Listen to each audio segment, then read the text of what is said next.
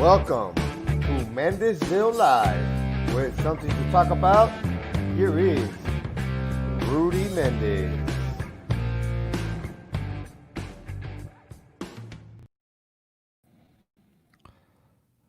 What's going on, Mendezville Live?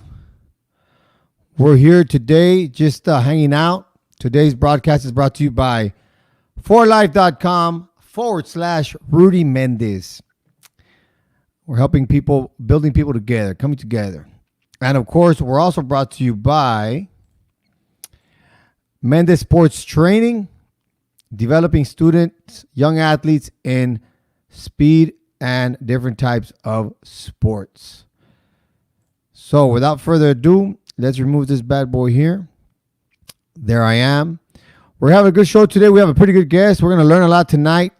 Lots of questions, lots of insight that we can learn from.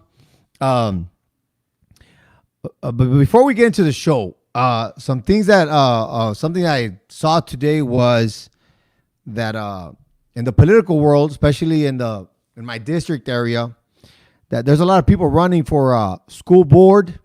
We're going to have to bring that subject up in a few episodes. We're going to have to bring in some, I'm still working on bringing some of the candidates up to give them the 1 hour so they can talk about their agenda. A comment that was made in one of the threads somewhere that I saw was that social media has messed up politics. And I'm totally on the other side of that. I think social media has helped politics in the sense that we can hold people accountable more because the communication is a lot faster. And a lot more people can see stuff that might be going on behind closed doors that used to, and now it doesn't. But that's just my own point of view. I just thought I'd mention it. But either way, with that said, let's try to learn a little bit from my guest tonight. He is a former head football coach in a number of different high schools, and he is currently an administrator at La Grulla Middle School. Please welcome Mr. Aaron Garcia. What's going on, Coach? What's going on, Rudy? Thank you for having me. Hey, man, it's a pleasure, man. Hey, you're the legend. I had to get the legend on the show, man. Hey, you opened up Juarez Lincoln, didn't you? That is correct, sir. Very fortunate to have been the first head coach there. Enjoyed my time there. You know, that's another topic that we touched on, how when you open up a new school, like the Juarez Lincolns, the Economides, the PSJ Southwest, and socioeconomic factors, and it's tough. And going in there, you're going with a mindset, you're going to win, you're going to change the program. You deal with all these factors, and then after a while, pues, the success isn't there. And, you know, I guess the board comes and says, we have to move on. How does that affect what kind of stories or what kind of experience you go through when you go through something like that? Well, I'll tell you what, I was, like I said, I'm very fortunate to have had two opportunities to be a head coach. I know I've got some colleagues that have never gotten the opportunity, and there's some coaches that have gone throughout their whole careers and never gotten the opportunity. So with that said, I've got to mention that I'm very fortunate to have been given two opportunities.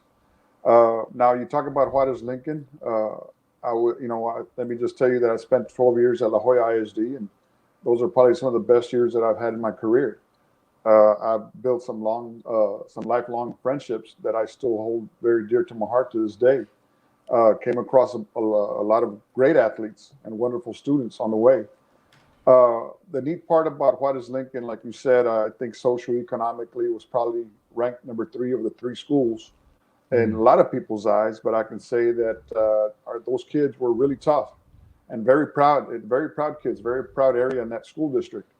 And, the perception was, that we always got the short end of the stick in a lot of things, and maybe so in some people's views.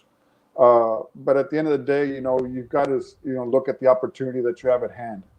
One of the neat things, because I've served as a head coach in that head coaching capacity and athletic coordinators at 2 different school districts, one being there at La Jolla ISD through Juarez Lincoln, and the second one being at my hometown, Rio Grande City High School.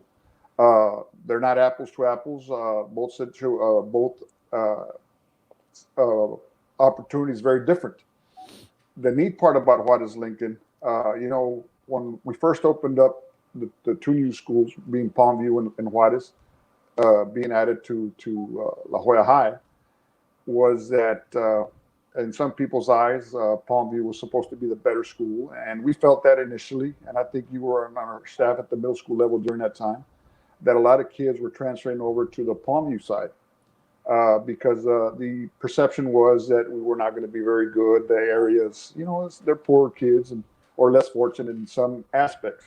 Right. And in the beginning, when I was assembling our staff, I was very fortunate that Coach Victor Garcia along the way guided me, but pretty much allowed me to handpick every single coach. And I want to say, I think we hired maybe like 52 total coaches at the high school level. Wow. And you're talking not just only football, but across the board. Yeah. The neat part about it, I guess some people saw it as a negative that we were, a lot of people didn't want to go over there. And I kind of flipped the coin on that because I looked at it as a positive. I was able to bring people from the outside with plenty of experience.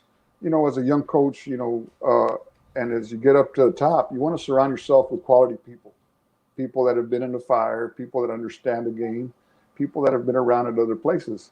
And you want to add those people to people within the district. And at that point, I think I'd been in the district maybe 8 years. So I kind of knew the young up and coming coaches throughout the district with the different middle schools. So what I did, I was able to handpick pretty much every single coach. And most of those coaches, some of them had seen me work for about 8 years. Some of them worked beside me, and some of them were my players. Actually former players at La Jolla High. So they pretty much knew what I was about. I'm a no. I like order. I hold people accountable. Kids and coaches. So everything was pretty. I'm not going to say easy to get going, but years after the fact, speaking to some of the coaches that stayed behind or were still there, I could tell you this: am I the easiest guy to work for? Maybe not, because I'm very demanding. I think our priorities are kids, and we're there to serve kids. One of my biggest pet peeves is to shortcut our kids, and I was always on top of that. And there, towards the end, the 4th year that I was there, I believe we had a well-oiled machine as far as a group, very cohesive as a staff. Were we perfect? No, but we all pretty much got along, and we all supported each other, and that was the neat part. I honestly feel like I was kind of shortchanged a little bit because But you froze. There you go. Okay. I felt like when I was removed, it happens. I was young. It really hurt me a lot, and because I didn't call it a job, and coaching to me is something that I'm very passionate about, and I spent a lot of time around the schools and then the kids, and that's just who I am. And I remember the first year when we first started initially, we lost a lot of that first freshman group. For example, when we were one school at La Jolla, I would always keep up with the incoming freshmen. So I kind of had an idea of how many kids were zoned to us per se when we were coming to Juarez. And you kind of rank them. You kind of know who they are. I spent a lot of time, visiting schools and stuff like that. So I compiled the list, let's say about maybe my top 30 kids that I needed to have because those were our kids. Yeah. Well, that we're going to be zoned. That we're going to be zoned to Juarez. Mm-hmm. So out of those 30 kids, let's say, maybe only 10 showed up. Yeah. So, I mean, you're not really, como quien dice, you're driving a car with 3 wheels instead of 4. Yeah. And I never forget, we went through that season.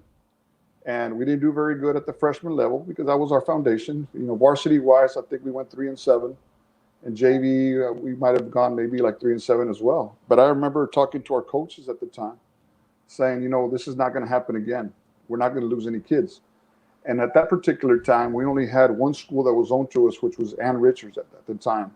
I think the other schools each had 2, and we only had 1. And so I remember the middle school athletic periods for the boys, for the 8th grade boys was, I believe at 7:30, and we started school at 8:30. So myself and a couple of coaches, maybe 3 or 4, we would go over there 4 times a week. And I think the being available and the visibility of those kids, we were able to salvage our whole class for the upcoming year. And I think through our hard work and our visibility, that group went 1 district. Nice. In our second year. So things are going good for us. I never forget that second year at the varsity level, we won one more game. JV, we were improving. and everything was going well. And I never forget at the end of the second year, well, the school district decides to rezone. Hey, And I was like, I'll never forget. And there were some individuals. It was early May, and we were at the athletic director's office, and there were some people from the not human resources, maybe so, student services and whatever. So here's my list of kids, and everything's going well. We work hard. We've got a system going, going to the middle school and so forth. And let's say I got about 120 kids in the total program from freshmen to juniors, which will be sophomores to seniors the following year. And I'm not going to mention which school or what, but the other school had maybe, the next one had like maybe 110. And then there was one particular school that only had about 78 kids. So in a matter of minutes, my list went from 120 to about 80. And that other school went from about 80 to about 110. Plus the other 120. Well, no, the 120 was mine. No, but the other two, they had two schools to pick from. Well, yeah, exactly. Yeah. So their list went, and I remember there was one certain individual there from central office saying, "Coach, why are you so upset? When you put a lot of work into it, it means a lot to you. And to me, you probably know me, Rudy, every kid counts. To me, every single kid counts." And I never forget. And I remember telling this person, because I'm looking at this person, what do you mean? It's no big deal. I said, sir or ma'am, I said, you might not see the difference. I'm not thinking about right now. I'm thinking about 2 years down the road. Yeah. And sure enough, our progress was coming. We lost, like I said, about 40 of those kids that ended up going to other schools. And they were really pretty good. I mean, you're talking about kids that we invested a lot of time into. Yeah. And to see them just walk off, and it's like, wow, and, I'm not making excuses, but that kind of. No, but it's something that did happen. It did happen. Yeah. Yeah. So, we go into our third year, and we kind of, we stayed the same. We didn't improve. So the third year, again, that freshman group, I think ended up in second place. So we had two good groups that were right coming back. So going into our fourth year, that's when we had lost some kids. And I got, like I tell people, we were, we were at the 4A level at that time compared to the 5A or whatever it was, which was 6A and 5A now. Yeah. But when you're playing West Louise, Mercedes, Mission Vets, who was it? Ed Couch, Roma was pretty decent. But you take those four, and, it was not an easy district. I don't think our sister schools, which were a higher classification, could have competed any better than we did. And that's just my personal opinion, because that was a tough district. Yeah. And we're very competitive, and we, that last year, I'm not a person that will make excuses. We lost some games. We ended up 3-7, but we lost a couple of games, maybe 2 or 3 games that, we lost to Mercedes. We were up 10-7 in the fourth quarter. Those tough ones. Maybe about a minute left, and they throw an out route, and our corner slips. They win 14-10.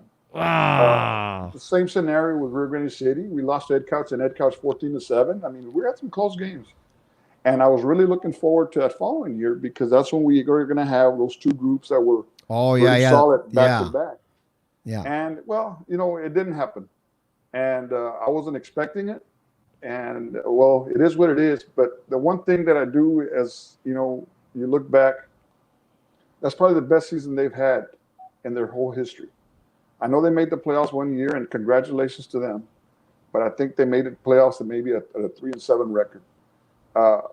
That year that I left, with those two groups, I think they went 5-5, and they were maybe a half away from the playoffs. But that was a pretty solid group, and that's the thing that gives me a little bit of satisfaction. That a lot of it, I invested a lot of time into that group. But again, those coaches were my coaches, and they did a hell of a job with those kids. They really did. And go ahead. One thing about Juarez kids, those are tough kids. And you know what? With that comment right there, I think everybody in the area knows it. Oh yeah. Not to take anything away from the other districts or the other schools, but everybody knows. I think when you're a coach there and you're an adult and you know the grind they go through and they still come out and show up for you and the coaching staff, right? Because I mean, right now, I mean, just when the little spiel you just mentioned, I mean, I have a whole bunch of questions because I didn't come in when you came in. Like you were, my brother was the one that worked for you, like was a feeder school coach for you. I remember, just a little history behind when I met you the very first time was I was home for Christmas break or something like that, and Coach Cedillo was there, with basketball. I've always been around the basketball group because Eric Montalvo was a coach there. And then I said, "Hey, coach, what's up with the head coach? You think you talk to him? I'm trying to get my teacher certification." And Cedillo's like, "Well, what are you gonna do?" I was like, "Well, I think I'm gonna take the math test." He goes, "What math? He's right around the corner. Let's go real quick." And you come, you come over, and the first time I meet you, you're this big guy. See, I never knew you coached at La Jolla High School back in the day. Yes. I had no clue who you were, right? So I'm like, and you're a math teacher? I was like, yeah, I'm gonna take the test. Well, okay, once you take the test, just come and talk to me. Like 2 weeks later, I go take the test. High school math, bro. The calculus, geometry, the trigonometry that I hadn't seen since high school, college. I didn't pass it. I had to, do other things, fix, alternate the route. But that was the first time I met you. And then I met you a few more times. I didn't know that you had been in La Jolla for so long. Yeah. But before I go into rewind and tell us about your past, because there's some guys that want to hear about their past. The players are, hey, there's people watching. They're like, my coach, like Jerry, like, look, I can put it out there so you can see it. Jerry Alanis, one of the best head football coaches I had the opportunity to officiate on Friday nights as a white hat. Appreciate that. Yeah, so I got Fidel Treviño, Coach Garcia is the man, so the people are watching, man. You know what I'm saying? And I didn't know you had coached my cousin Robert Gaona back in the day. Oh, Robert's one of my. I'll tell you what. I coached defensive line as an assistant, and even when I was a special teams coordinator. And I'll tell you what. Everywhere I've been, I've had some good ones. And I'll tell you what. I'll give you an example. Jonathan Garcia, he's I think the defensive line coach at Juarez Lincoln right now, one of my former players. And you might know Big John. And it's always cool, when they come and tell you, Coach, I'm doing exactly what you're doing, the boards and all this stuff. And it's very rewarding. But you go ask John and you ask the players that I coach directly, how many times I missed practice? How many times I was late? Never. Yeah. And those were the type of guys that I hired, a lot of them. Mario Flores is another one. They know exactly who I am. And my expectations for them are the same. It's like I had a conversation with one. Unfortunately, I had to let go of one. I'm not going to mention a name. And I was really disappointed because he was one of mine. Uh-huh. And I remember talking to him and telling him, son, when was I ever late? When did I ever shortchange you? Never. Yeah. Exactly. Yeah. And that's just what I expect you to do on with these guys. Yeah. Football, and I've heard it and I agree. A lot of it has to do with X's and O's. But to me, the big thing is the relationship you have with these kids. And especially nowadays. These kids can read you like a book. You need to be genuine. Yeah. It's like me. I've been at, I first started, my first job was at Mendezville High School for 2 years. Mm. And then I went to McAllen Memorial for a year. And then in 2000, Coach Freddie Hernandez brought me over to La Jolla. Okay. But what I'm getting to is everywhere I've been the equipment coordinator. And, you go from Progreso, which maybe had like 60 kids in the total program. And then I go to McAllen Memorial, which had about 140. Yeah. And then I go to La Jolla, which had about 250. Yeah, back in those days, yeah. Yeah, it's a lot and you're talking sophomores, juniors, and seniors only. The freshman campuses have their own. That's right. And I remember, it's a lot of work. And you can have some of these guys that get there early in the morning, get their uniforms and everything. And even when I went to Donna after Juarez Lincoln, I'm a former head coach, and some of these guys are looking at me like, and I said, guys, I'm here to work. Yeah. And I remember I asked to be the equipment manager. I said, Coach, are you sure, man? It's a lot of work. I said, yeah. I said, I want to do it. But the key there is that I get to know every single player individually. Every single, I spend a lot of time with them.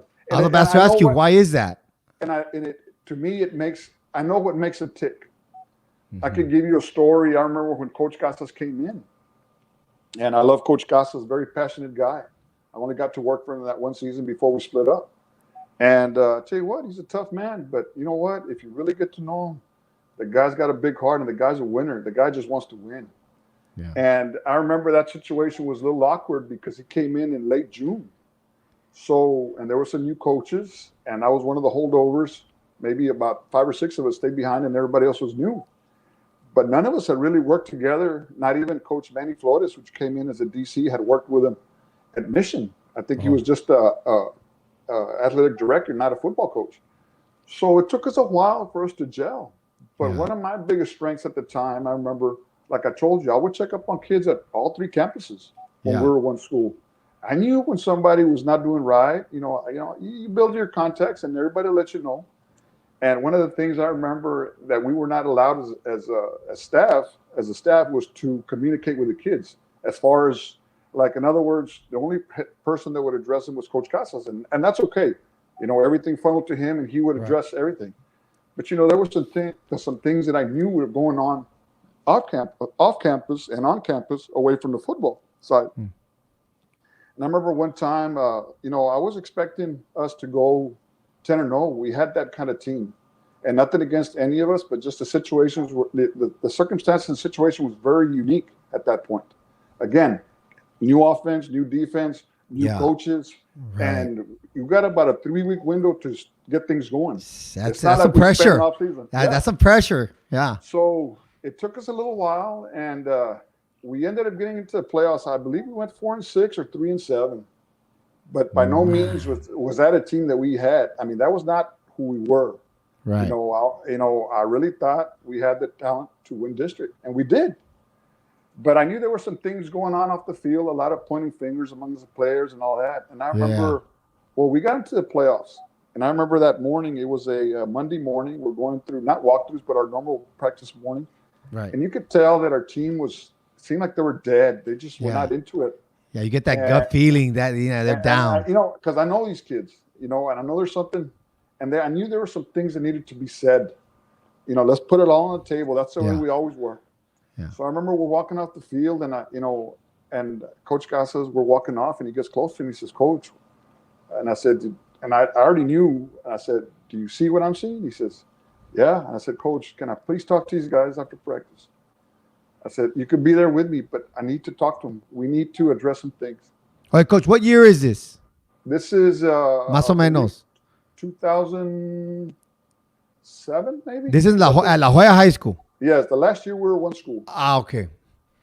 And so he says, "Okay, Coach, just remind me this afternoon at practice." Yeah. Because we get to practice in the afternoon, and lo and behold, we have a pretty good practice. So no le moví. I just didn't say anything. I said, but he remembered, and he says, "Guys, you guys need to stay behind and talk to Coach Garcia." And I remember Mr. Rick Villarreal, he was one of our coaches. He stayed behind with me. And right there and then, we addressed some issues that were going on. And I remember I'm not going to go into specifics, Right. But our players that were there, if they remember, they know who we were talking about. And, you put people on the spot, and you hold them accountable. And I remember saying, at that point, we're in the playoffs. This is a whole new season. We're very fortunate to be in, but we could do a lot with this now. The real, our team can show up and do something good. Yeah. And I remember at that time, everybody was like, "Nombre, these guys are not going to do well against Laredo United." Even reading the newspapers from Laredo United and from Laredo, kind of saying like, La Jolla's had our number for years. This is going to be the year that, payback, basically. Yeah. And I remember referencing one of our neighboring schools who barely got into the playoffs, and they were having parades all over town and everything. I basically saying that, I know it didn't happen, but I said, man, they're probably shutting down town over there celebrating because they're happy to get in. While here, nobody gives us a chance because our expectations are always high. Yeah. And I never forget saying, I said, as a coach, you want to be in these situations because that means you have talent. Well, lo and behold, we ended up going 3 rounds. Nice. And nobody expected it. I remember the first game we went to against Laredo United in the 8 years that I was there at La Jolla High. I'd never seen our stadium, our bleachers pretty much empty. I never forget, our band got there late. Nobody really gave us a chance. I think we were like 20-plus point underdog. No, but the game started. By the time you knew it, we were up 30-0 at halftime. Wow. And we ended up, I don't remember what the score was, but it was unexpected. But to me and our coaches, we knew what we had, and our kids played their hearts out. And then we come back the following week and we play PSJA and we beat them at our place. And then we go play Judson back in Laredo the following week. And I tell you what, and that game got away from us because we outgained them and on offense. And defensively, we had a pretty good game, but just a couple of key plays for them turnovers. Those key plays. Yeah. And that's what playoffs is all about, man. Those key plays. But I tell you what, I really had some good memories there at La Jolla. I really did. Great kids, tough kids. Coach, just do me a favor because this goes up on YouTube just to help out my cousin Robert Gaona out with his son, Junior. And I tell my cousin Robert all the time, look, Robert, you're probably telling your son everything correctly, but you're his dad. Yeah, oh, yeah. You're his dad. And I could tell him the exact same thing, but he's going to listen more to the coach than his dad. So let his son know a little bit about Robert Gaona real quick. Your experience with Robert Gaona. Like I said, I've had I coach defensive tackles, and if the young man is playing defensive tackle, I tell you what, his dad was a horse. I always I have like a top 5 of all the schools I've been to. Robert's in my top 2. I'm going to say that. Snap, like that. Of all the schools. I'll say it. I got no problem saying it. Yeah. One thing about Robert was he was a hell of a leader. And Robert was, a little vocal sometimes, but for the most part, he was his actions spoke, louder than his words. Right. I'll put it to this way: when he was a senior, he played. I know there was a couple of times he didn't practice because he had a broken foot. And some people might not know this. Yeah. But I remember we were going to play Mission High, a big ball game, and Robert didn't practice pretty much all week. He'd go through walkthroughs, but then our trainer Doc Walker came up with some kind of it was a piece of plywood that they put on his foot, and he ended up playing. And I'm going to say this about Robert, because at that point, being one school, I might have had maybe like 12 defensive tackles. No, you were stacked. Like you had the Miguel Alvas, Edric Alvarez, those guys, like those kind of names. Like Edric played defensive end, and he was a hell of a defensive end. I remember after the season, because I at that time I was teaching Spanish. It was my second year there at La Jolla, and I had some of my other guys in there. I had my top 3 players at that time were Robert Gaona, Alva, and then I had Jonathan Garcia, who was a junior. Jonathan was pretty special, and then I had a whole bunch, And I remember in my classroom there was this one of them, and he says, "Hey, coach, why didn't you really play us a lot?" And I said, "Mijo, I gave you opportunities in practice." And I said, "Look, I'm gonna put it to this way. Robert, Gaona, these guys, Alva, Miguel Alva." Yeah. I said, "Could you beat them out in practice?" Well, no. Well, then, what am I do? I mean, you're telling me. Yeah. And these guys were injured, and you still couldn't beat them out. Yeah. And again, all of them were good kids. I'm not going to say anything, but I'm not trying to put down anybody. No. But that was the caliber of kids that Robert Gaona was. Yeah. Tough, strong, extremely explosive, and he was just a leader out there. Great kid. Great young man. So if that young man is listening, hey, listen to your dad. He knows what he's talking about. Yeah, I'll tell you what. So my cousin Robert, he went into the oil business, but then with the COVID stuff, he went back to his truck driving. And I'll call him because I know he's on the road. So we go and we reminisce. And one time, me and Adolfo Mendez, my brother, were like, "Hey, who was on that line?" And so we're trying to figure it out. We call Robert. He doesn't remember the Garza kid. And then I run into Miguel Alba at the Mission True Fit. I mean, he's always been huge. I'm like, Miguel, yeah. When I tell him, when I grow up, I want to be as big as you. And then I asked him, like, "Hey, do you remember who your lineman?" And and he just goes off like, "Oh, we had this guy, the linebackers."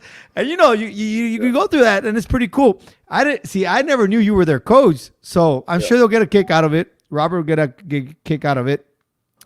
One thing you mentioned about first period, and I've always told this to coaches, it's a subject that we cannot be naive about, and no one's gonna admit to it about the recruiting and people going to different schools within their district. For example, Ohio has 3 schools. McAllen has their 4, 3. PSJ, Edinburgh, and I always tell for example, I'm very fortunate that, for example, Eric Montalvo, He's a high school coach. We played ball together. We worked together after college, and we have a rapport where I can call him out, and it's like friends. But at the same time, we have the same passion of we need to develop this program. And I tell him, bro, I don't ever want to hear you complain about you losing kids to football or to Palmview or to Juarez. I'm telling you, we start an hour early. When you start showing up, but of course, there's a schedule situation that happens there that he really can't because we don't start our athletic period first period, which I think most junior highs should start first period to give the head football coach and some high school coaches a chance to come out and check it out. I think it serves wonders for kids to feel more comfortable to come out to play as freshmen. You know what I mean? Yeah.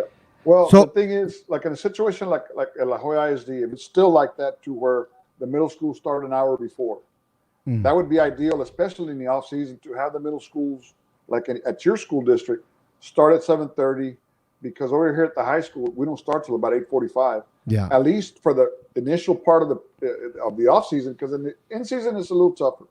Right. But it gives them a chance, and not only football, all sports should. Now it becomes a question is, well, does the coach really want to be there? Because that's really on their own time, and that says a lot about the coach. And for all sports, should be no excuse. I completely agree with you. And no matter what people say, when you put in the grind and you put in the work, a high school coach works year round. It's a year round job. There's no just season. The hours. After I left Juarez, I never forget talking to a coach that ended up going to Juarez that I was trying to get there while I was there. Coach Roland Rodriguez, I believe he's at Donald North now. Oh yeah, I got to meet him. Yeah, and Roland's a hell of a guy. I've got to spend a lot of time with him this year because our boys played together at Bella basketball. Ah, okay. And but I never forget. I think it was the second year after I was gone from Juarez. We were at a playoff game. We were seeing somebody. He comes up to me. We start talking. Like most coaches do. Yeah. So he starts asking me. He says, "Coach, all I hear is that you had some pretty good athletes." And I said, "Yeah." I said, "But it's not easy, man." He goes, "Coach, we're not getting these kids over here." So I said, "Roland, I always said Juarez is a little different." I said, "It's a 24/7 job. You've got to be there because the moment you fall asleep, somebody's going to snatch your kids." And again, it's demographics, the areas. Aside from the high school in the 107 area, there's not much to offer kids really, besides the high school and the summer programs. Yeah, in that area. And I said, and the other thing is you've got to be around them all the time. You keep them busy year round. And as much as you don't want to, you have to if you want to stay competitive or if you don't want to lose those kids. And, it might be the same for the other schools. I don't know, but I can only speak for what I experienced. Yeah. No, and I think I go into my brother calls me one day. He goes, "Bro, you won't believe what just happened." I go, "What?" They rezoned. Tommy's pissed.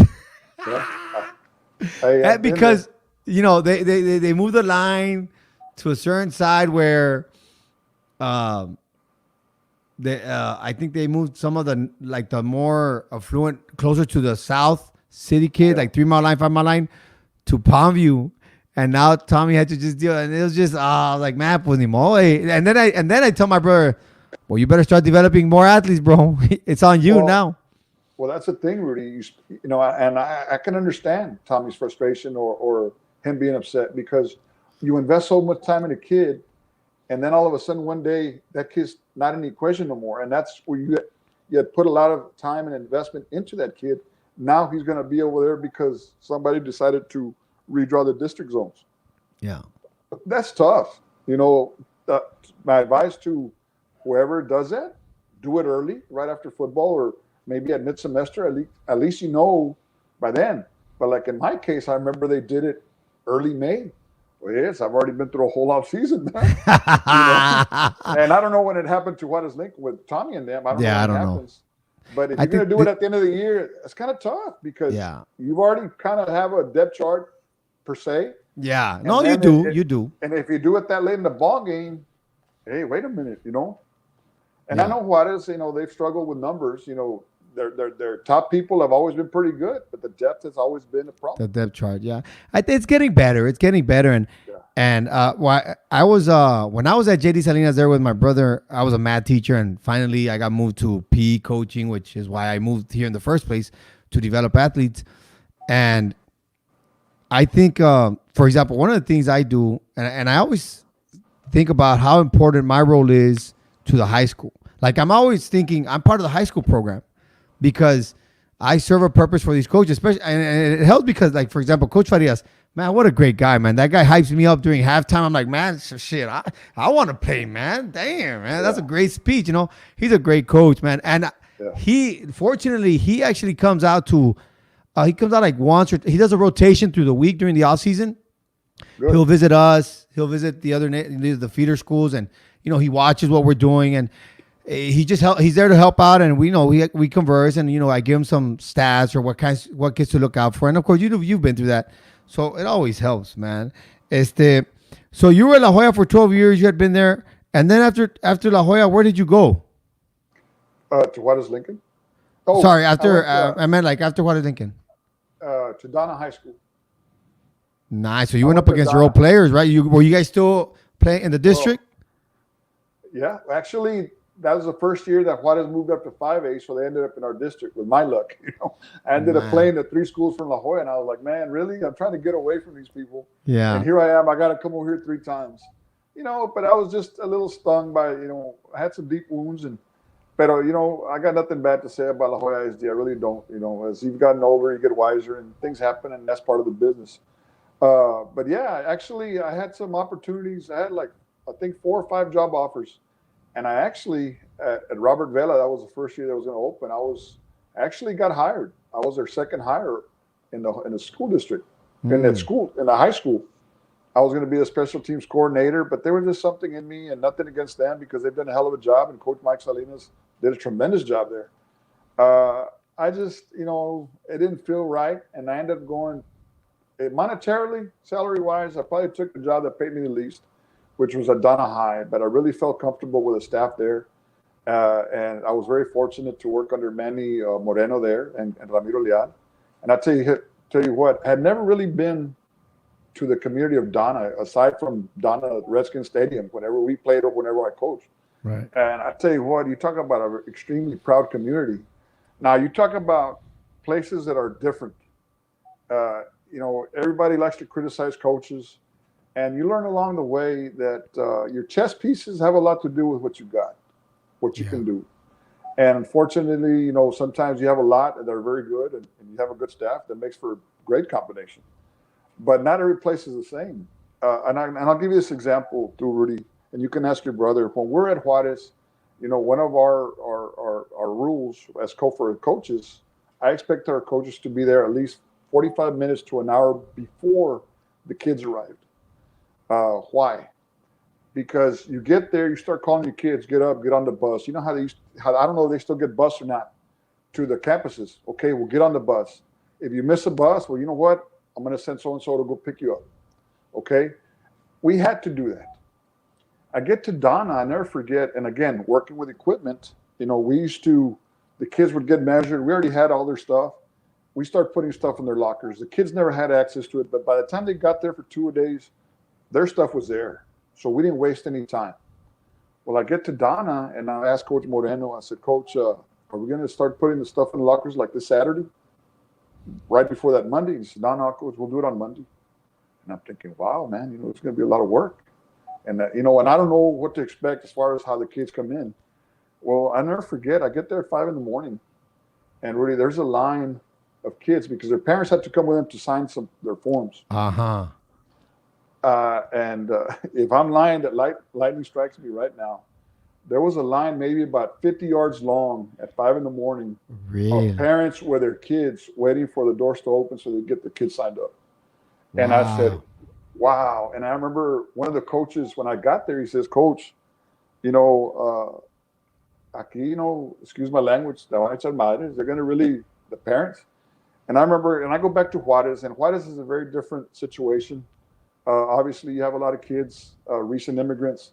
I don't think football is as important to some of these parents You know, a lot of them have to work. It is what it is. Yeah. So Yeah. a lot of the support that we relied on was from our on-campus teachers.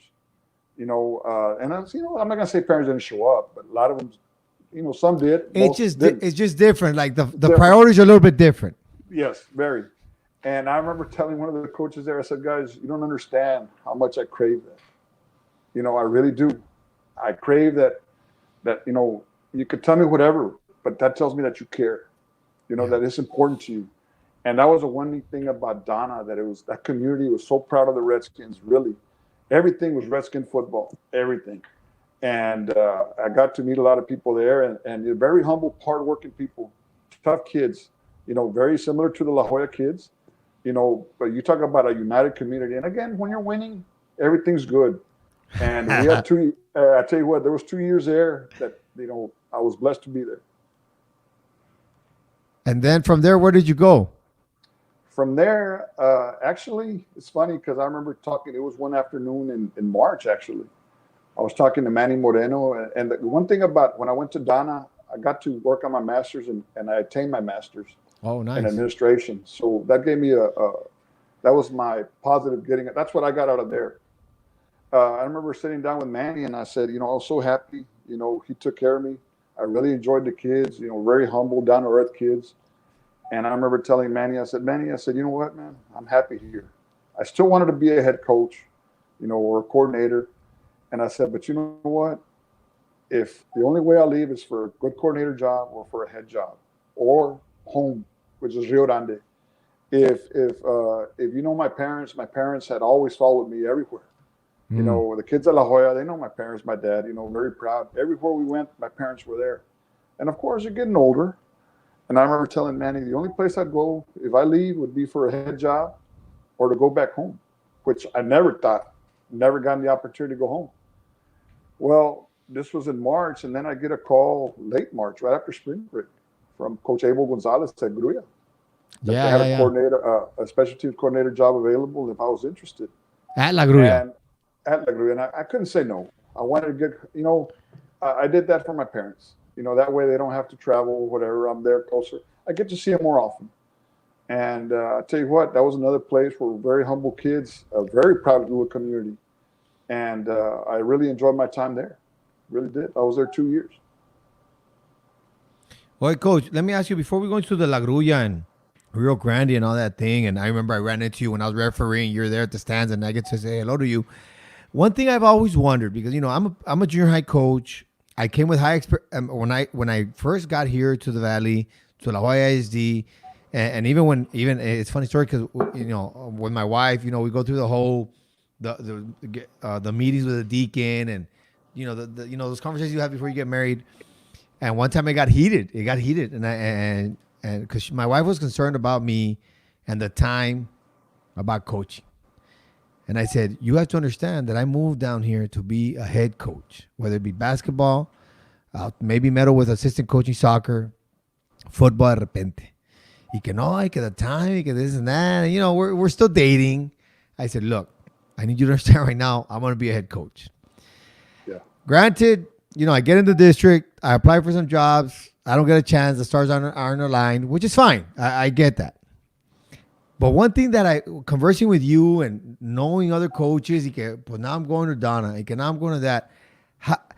Just out of curiosity, just for me and maybe some of the viewers, so parents and people can understand, especially young guys that are coming into the profession, what is that like? Like, do you buy apartments or do you commute all the time, or you rent? How does that work? Well, for example, my situation. Really, I live in McAllen. Everywhere I've worked, I've commuted. So you've always lived in McAllen, even when you were at La Jolla, McAllen was where you lived. Oh, okay. Yeah, I've lived here since I came back from Kingsville. Everybody's different. I've always said there's some coaches that coach because of the money. And let's be honest, you know this, Rudy. Money-wise, it's not a lot. Even as a head coach, for the amount of hours that you put in, like in my situation, I'm probably there as much as a high school principal. It's a 24/7 job. As an assistant, I remember initially one year, I think it was at Progreso High School, we were in an in-service, and one of the ladies, teacher there, was saying, "No, well, you guys make a lot of money," and you know, you get tired of hearing that. So I was sitting down with her politely, and I started putting the number of hours I work and what I got paid. And I think my average salary per hour was like $3.15. She goes, "What? You work all those hours?" I said, "Yes, ma'am." Yeah. She goes, "Well, we didn't know that." And I said, it is what it is. And I've always told coaches, if you're in it for the money, you're in it for the wrong reason. Because again, yeah, you have your seasons, but if you want to be good, your season doesn't end on your last game. You've got your off Oh, season. Basketball, baseball, they've got their winter and summer leagues. There's yeah. a lot. If you want to be good, you got to keep up with the Joneses, as they say, Yeah. and it's very time consuming. Now, on the commuting part, like in your situation, and I just listened to what you said about not being able to get a head job yet, because I think you have tremendous qualities. You really do. Thank you, coach. And you're a hard worker. You articulate yourself very well, and you work well with kids. I've seen you. I know that. Thank you. Every move that I've made with the intentions of getting to the top. Yeah. And I can tell you this: I've been very fortunate. I've never coached anything but varsity. I got a varsity position right off the bat, and it was very intimidating. I'll never forget. I was in Kingsville that summer working on my master's when I first started, and I get a call, and it was one of my former coaches, and I consider him a mentor. He's no longer with us on this earth, Coach Frank Bahia. I love the man. He's like a father to me, and he offered me a D-line job. And when you're in college, and you know this, you've had your conversations with your friends and the Kenny's department, and I could do better than this coach. And man, if I was there, I'm going to do it this way. Yeah. But when the opportunity is right in front of you, it's like, whoa, wait a minute. But now it's time to put your money. No, que no. Amárrese. I took about a week to decide. And I remember talking to some of my college buddies that were already coaching, and some of them said, "Hey, what are you doing? Take it, man. Some people don't ever get these opportunities." And I took it. Did I know everything? No. But I was willing to learn. Did I fall? Yes. But I got up. And even to this day, I still learn something. And I'm not perfect. So I've been very fortunate with that aspect. But every move that I've made was been to help me. And I think as a young coach, you're not going to know everything. But the advice I have for him, always be available, be visible, be willing to work. Can you be replaced? Yes. Anybody can be replaced. From the top guy to the bottom guy on the totem pole. What's going to carry you? Your work ethic and the way you treat kids. That's the bottom line. It is what it is, and I've been very fortunate. I'm not a guy that can't do laundry or pick up trash. I'll do whatever, because that's just the way we're trained, even as players. Like I said, I like to run a tight ship because that's how I was brought up. And if picking up papers makes us better, well, I'll do that, or washing laundry, whatever. There's some coaches, and I'm going to say it's more in this generation, I think. They get to the varsity level and they think, "Oh, I'm it. I'm arrived. I'm too good to do this or too good to that." And I never forget when I got to La Jolla, it was me. We're three of us, and we were pretty young, fairly young. When they have the middle school meetings, right, with the little schools with the football coaches. Well, all the coaches introduced. I remember Oki saying, "Okay, everybody come up here and introduce yourself." Jim Amberson, I've been coaching 26 years, and Russell Donham, 18 years. So, they get to me, Aaron Garcia, 6 years. So I kind of like, wow. So I really I got to find a way to fit in, man. Yeah. Earn my keep. Yeah. And there was another young coach, and I remember I could see that this other young coach, about my age, maybe a little bit younger, kind of taking it easy, or like, I'm not going to do that. And I remember pulling him to the side. I said, "Hey, man, if somebody gets replaced, who do you think it's going to be?" So we need to find a way to do more than what we have to. Yeah. And that's the way it should be. To me, I've always told our kids, the beauty of life is that you can have anything you want. Now, for some, it'll come fast. For some, it'll take a while. I said, but if you don't quit and you're persistent, eventually you'll get what you want. Don't ever let anybody tell you what you can or cannot do. Yeah. And the other key thing is don't ever be satisfied, man. Always want more. That's just the way I see things. Yeah. I could tell you that right now, this past year I didn't coach. First year in 23. Is this the first time you don't coach? And how was that? Was that tough? It's very tough. It's very humbling, and humbling is a nice word to put it. Llorabas You or know, no? Would you cry into your pillow at night or no? you talk about always being in a bad mood. It's like somebody took your passion. It's like you have no purpose, Yeah. And I've done well with kids, but it's like I'm lost. Yeah. Yeah, I have my administration degree and everything, but that's not what I want to do. Yeah. That's You're adjusting. It's an adjustment period. big time. And really, again, I'm dying to coach. I want to coach again.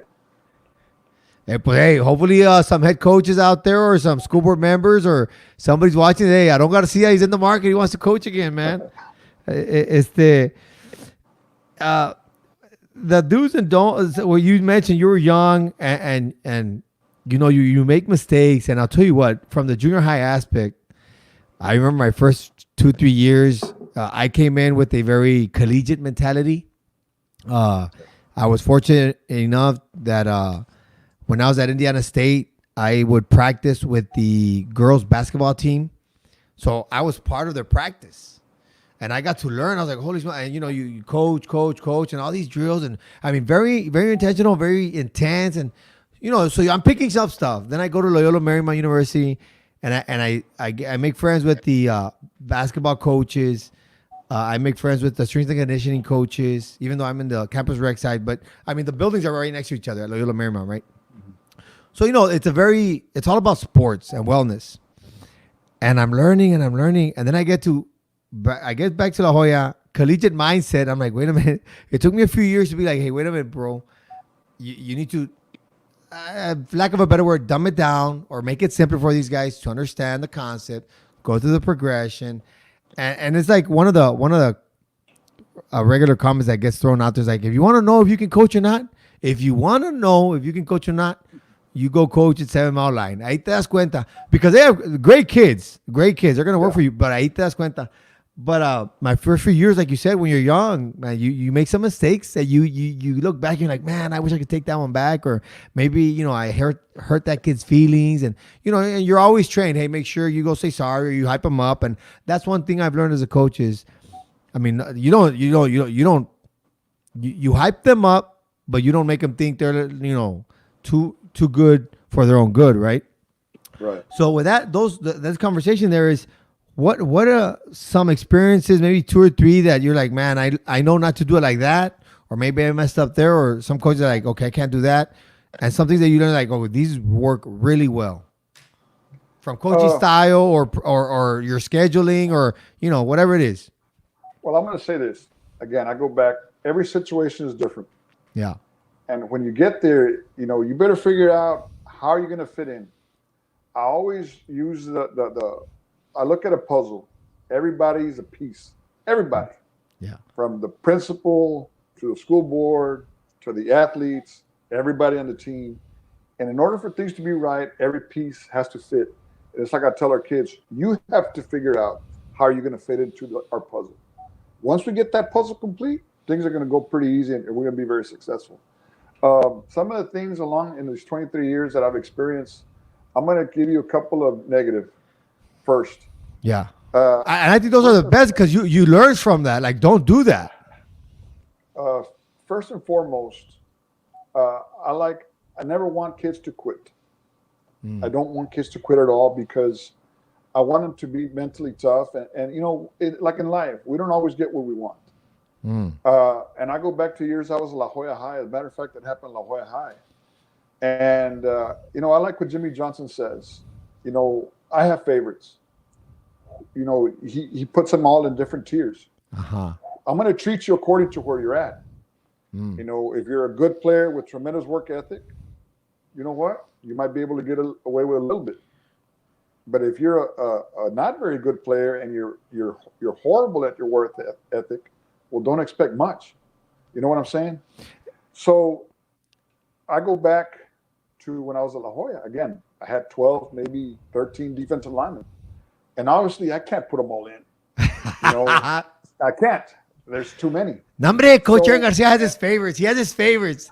All kids. He has his favorites. Hey, and then Well, you've got, the top tier. I mean, those are just tough players. Yeah, yeah, But then and the rest, they're not as talented. yeah. Yeah, you learn to put them spot play them here and there, wherever, whenever you can, because everybody deserves to play. Everybody goes to practice.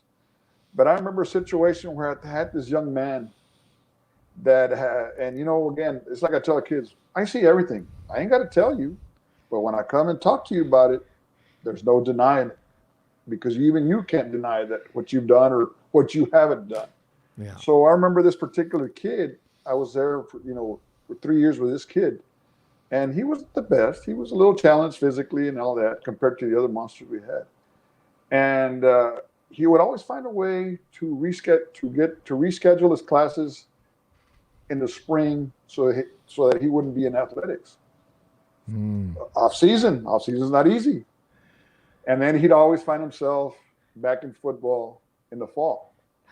So, I mean, come on, man. We've all been there. So to me, I have a few friends like that. I have a few friends that used to do that. Like to me, why do I owe you when I know you haven't paid the price these guys have? If anything, these guys deserve more of a shot than you do. That's the way I see it. Yeah. That's just being honest and being fair. Well, so we're in this one team, a very good team, and we're towards the end of the season. He wasn't playing a lot. And he comes to me and says, Coach, I want to quit. And I said, I kind of talked him out of it. And I'm not saying that's a mistake, because that's what I'm going to do for each kid. Right. But the one thing that really stung me was that after the season, we were in the playoffs, a couple of rounds or whatever. And the one thing that he stuck in my head was like, he tells me, Coach, basically, I hate you. And I was like, what? Basically because of lack of playing time. And it really hurt me. And I remember thinking, you know what? Next time a kid wants to quit, I'm just going to let him quit. But I still can't do that. Yeah. And again, and I was a young coach at the time. You're in a situation like that, there's always going to be a place or a time in a game where you can give them a couple of plays here and there where it might not hurt the team. And you learn that through experience. Yeah. And that was probably one of the things that really stung me a little bit. And I still remember it like it was yesterday. And because again, you do so much for these kids, not that they owe me anything, but you're being sincere. Sometimes it's like you're a father to them, an older brother, and then for them to tell you that, it's like, wow, that's not something you expected. Man, I think even how they say the kids look up to you. The kids look up to you, and they might get attached. Even us as coaches, we get attached to them. Like you like seeing them every day and come and work hard for us. It's like on Facebook. I really get a joy out of seeing all these ex-players that are fathers now. They're hardworking kids. And that brings me a lot of joy. It's like a lot of people, I tell them, monetarily, I get paid decently. But what's my reward? Watching these kids become fine young men and, husbands and fathers, and it's really a joy to see. Another advice that I would give young coaches is model what you preach. It's like me, when I went to Rio, Randy, I had a coach that coached for us at Juarez that was there before I was there. Oh, wow. When I came on board, I remember he kind of told everybody, you better get ready to shave. And this is a different cat you're going to work for. I worked under Coach Victor Garcia and some of these older coaches that coached me. And maybe I'm from a different era. I don't know. I think you are, Coach. I think you are, because there's these young bucks. They want to have their mustache. They want to have their goatee. And it's just different. It's just different. Sometimes, Rudy, and I see it in the NFL. I see it in the NBA. We grew up in an era where it was not so much of individualism. It was a team. And nowadays, to each his own, everybody wants to make money. And there's a lot of individuals, and that's fine. But as a guy who's always preached team, it kind of irks me. So, but anyways, like going back to like me. Everybody's going to shave it real grandy. If I tell a kid to shave, well, look at me. I got to shave more parts than they do. And I shave every single day. I tuck in my shirt. My shoes are always tied. You're never going to see me in sandals at work. I'm never going to do that, because I try to model, what I want from our kids. And if I can do it, there's no excuse for them. True story. When I was at Juarez, there was a young man that was zoned to us, but very close in proximity to Palmview. Yeah.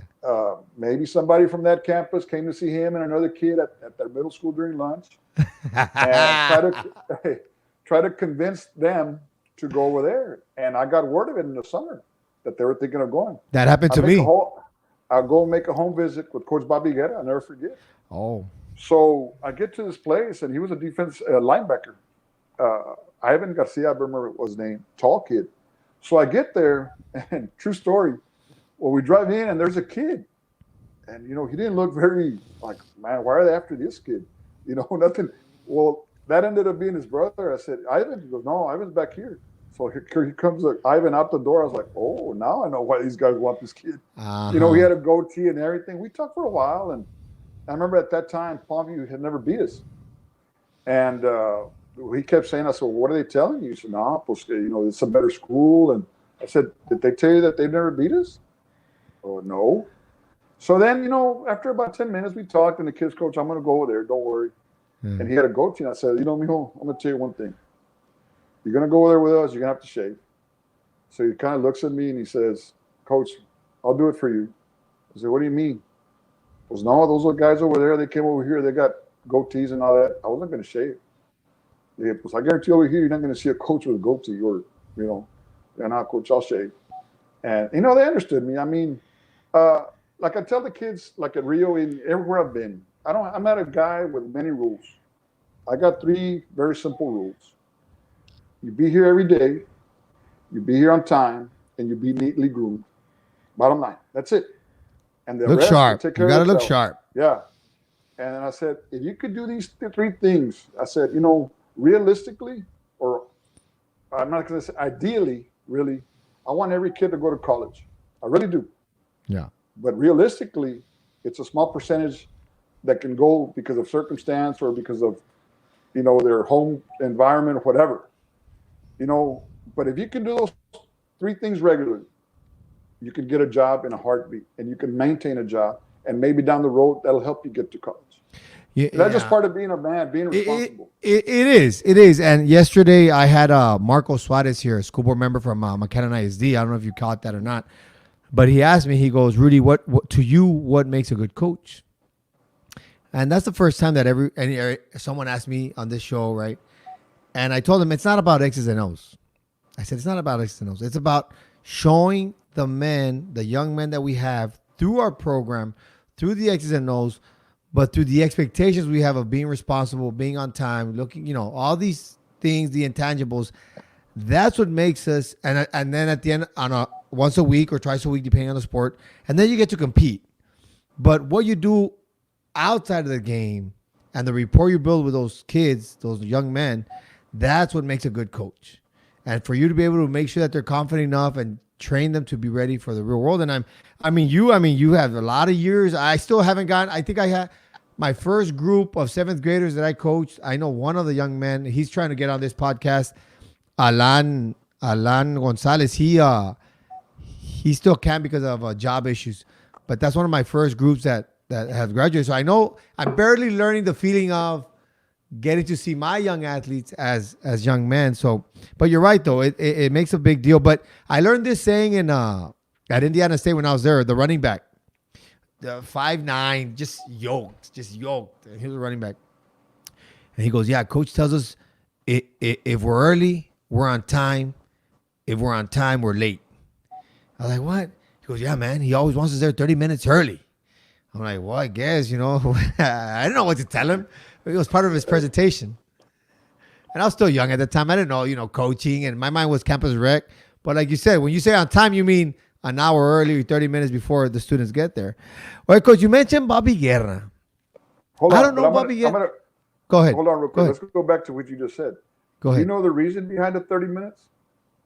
No. I like to be early. I always like being early. So very simple. Things change. And if you're not there with plenty of time and you get there on time, you might be lost. Yeah. What we had planned for today, maybe weather, whatever.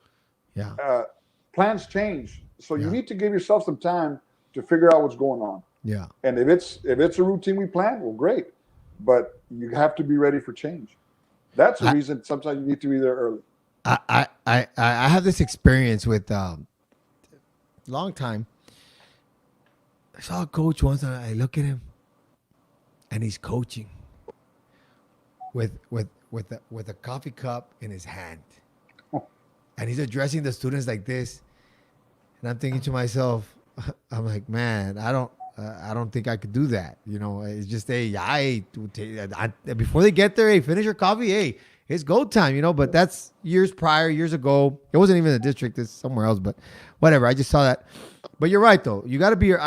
I guess I'm fortunate that my mom instilled that in me since I was a kid. You always got to get there early, right? You mentioned Bobby Guerra. I've never met the guy, but everybody speaks wonders of him. And the only reason I want to touch a little bit on the name Bobby Guerra is because over the course of the past 9 years that I've done this from the junior high level, and then I go to the two-a-days, and I see what goes on, and I've learned that, to me, I could say I think the freshman coaches are just as important as the varsity coaches. Because that's like your foundation. And I've heard great things about Bobby Guerra. What was it about him that's so good, plus the fact that the importance of the freshman coach? When we went to Juarez, really I wanted Bobby at the varsity level, but he wanted to be at the freshman level. And I couldn't think of a better guy to lead the freshman group. One of the things about Bobby, besides experience, is he's very structured, and he aligns himself with the varsity. He did a tremendous job for us, building our base, our foundation, year in and year out. He kept the numbers, grades always on top of things. We never had any kind of issues with Bobby. And the good thing about Bobby also was he had more experience than I did coaching wise, is that we could put young coaches and he'd teach them how to be coaches. Nice. So again, to me, Bobby was an extremely valuable resource for us at Juarez. A tremendous, you talk about a big piece to our puzzle, Bobby was one, right up there with the coordinators. I've never met him, but everybody who's gone through him or worked with him is like, dude, that guy's one of the greatest coaches of all time. Yeah. And I'm like, man, I mean, a part of me is like, man, I wish I would have seen him in action, Some stories. So you talk about freshmen and the foundation. What I guess the development of it. How in your experience, how you have the McAllens that are always pretty good. You have the Edinburghs that are always pretty good. And I know the parenting and them starting young makes a big deal. Makes a big difference. But to me, it's like, wait a minute. There's people that get paid to develop kids since they're the age of pre-K, first, second, third, and junior high. From your standpoint and from your experience, how, as a head coach, how do you guide or make sure that the junior high coaches are on point, the elementary coaches are on point, or has it worked, has it not worked, or how would you change it if it's not working? I'm going to say this. Every school district is different. Things are a little bit different. I would say in the last 10 years are very different than when I first started or prior to me starting, even when I was a player.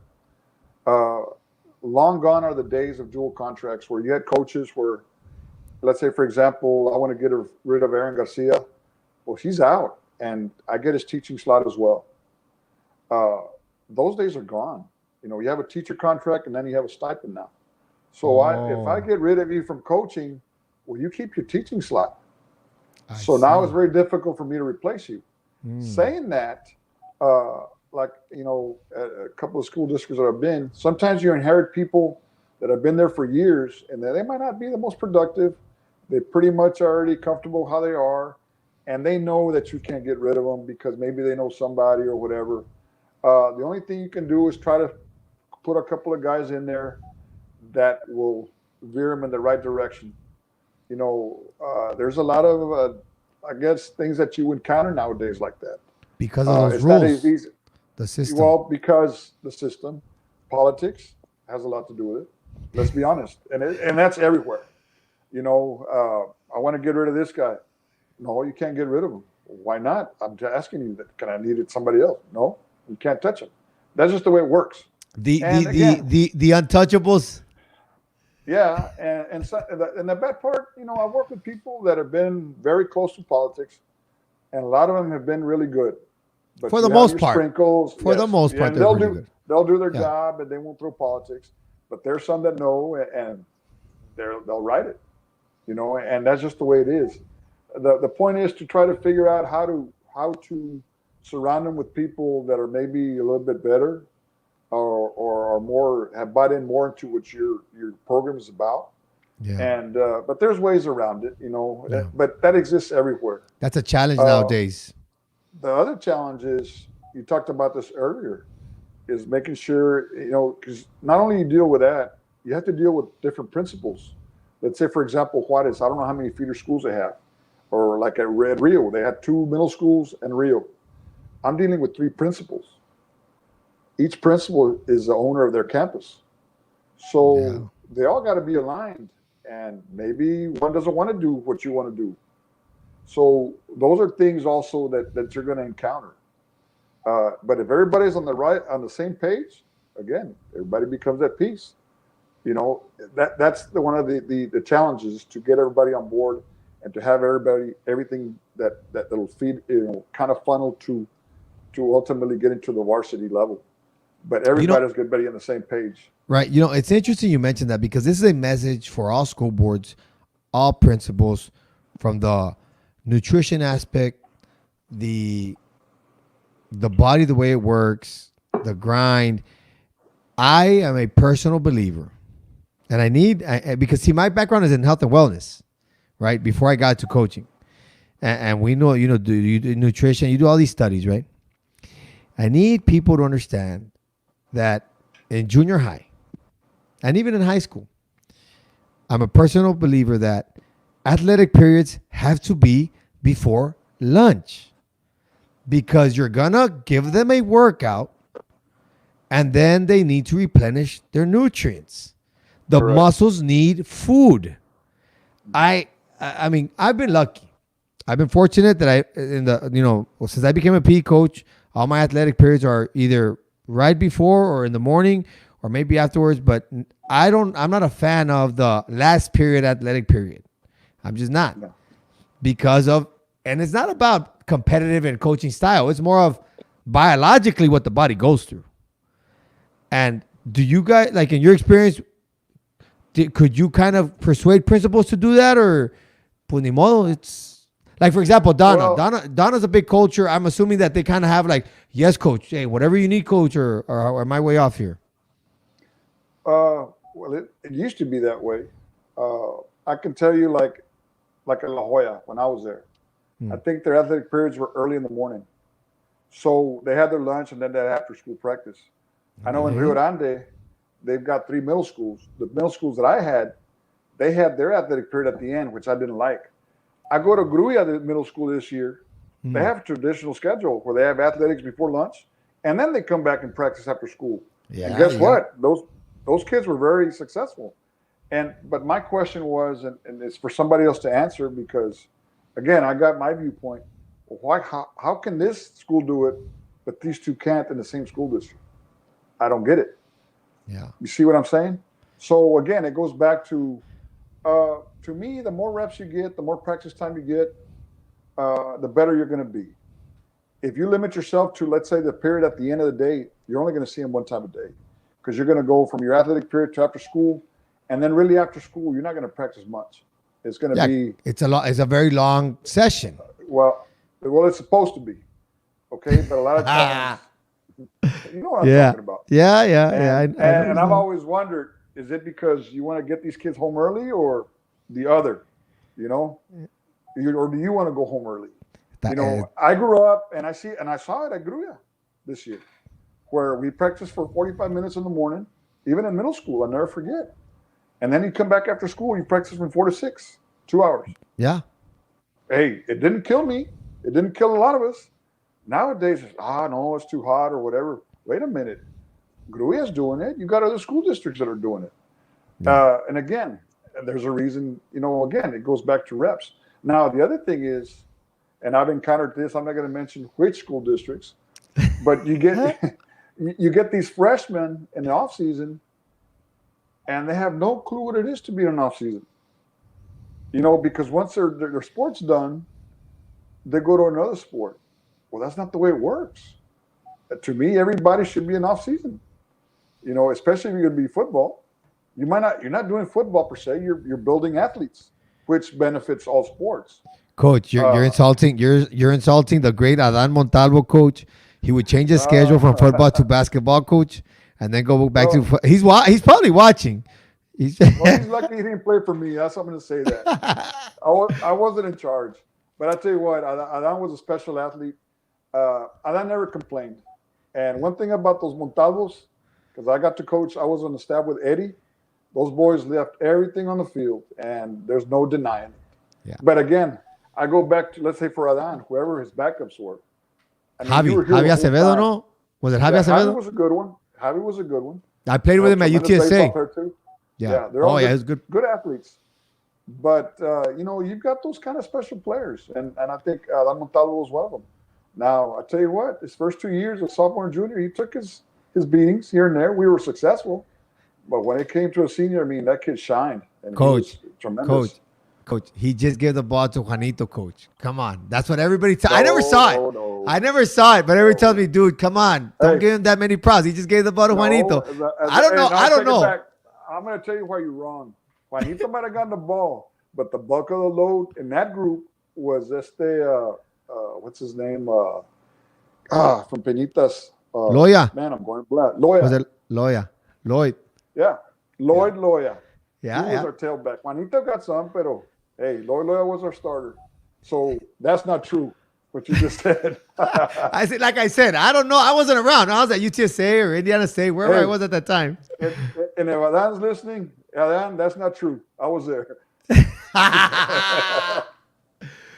Coach, what? So, for example, like now that we're talking about Adan and you mentioned Eddie, because I was fortunate, or Eddie wasn't that fortunate, where he ends up, I don't know what happened in college.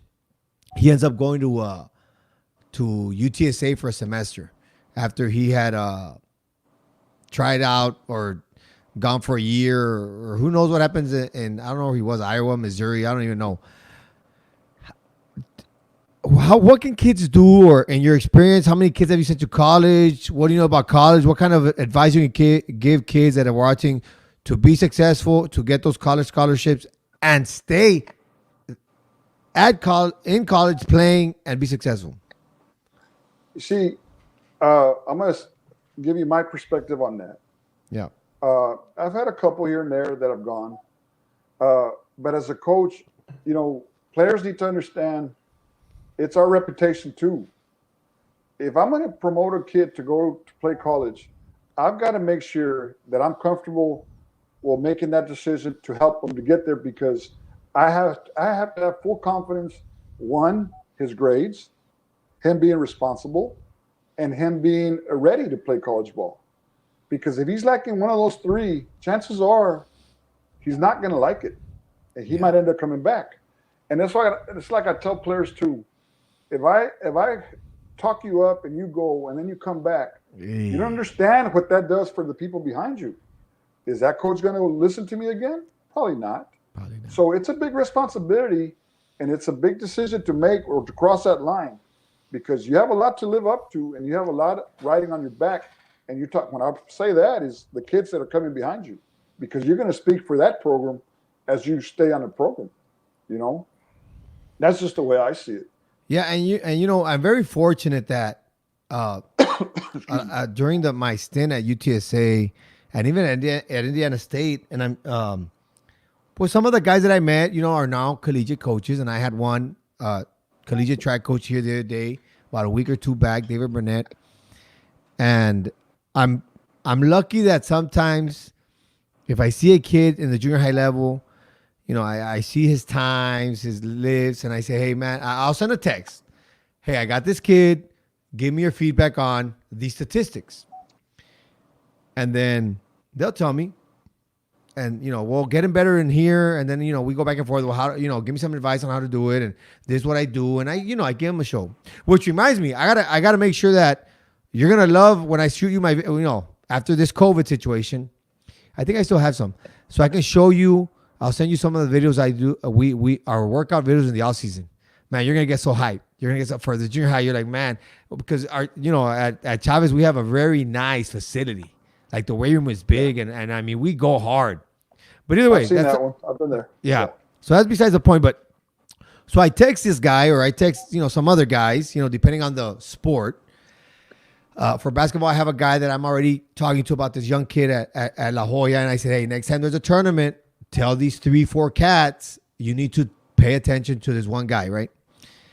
But at the same time, I don't do that. Like you said, I don't do that for many, unless I know their character, I know their grades, because almost every episode that I've had with a collegiate coach or like Adan, I had Kenny Benoit, or guys that have been to college and know the system, they're like, number one is always grades. You gotta make the grades, and it's sad when you have a very talented who did you ever meet? Roy Cordova from Rio Grande. Do you remember that name?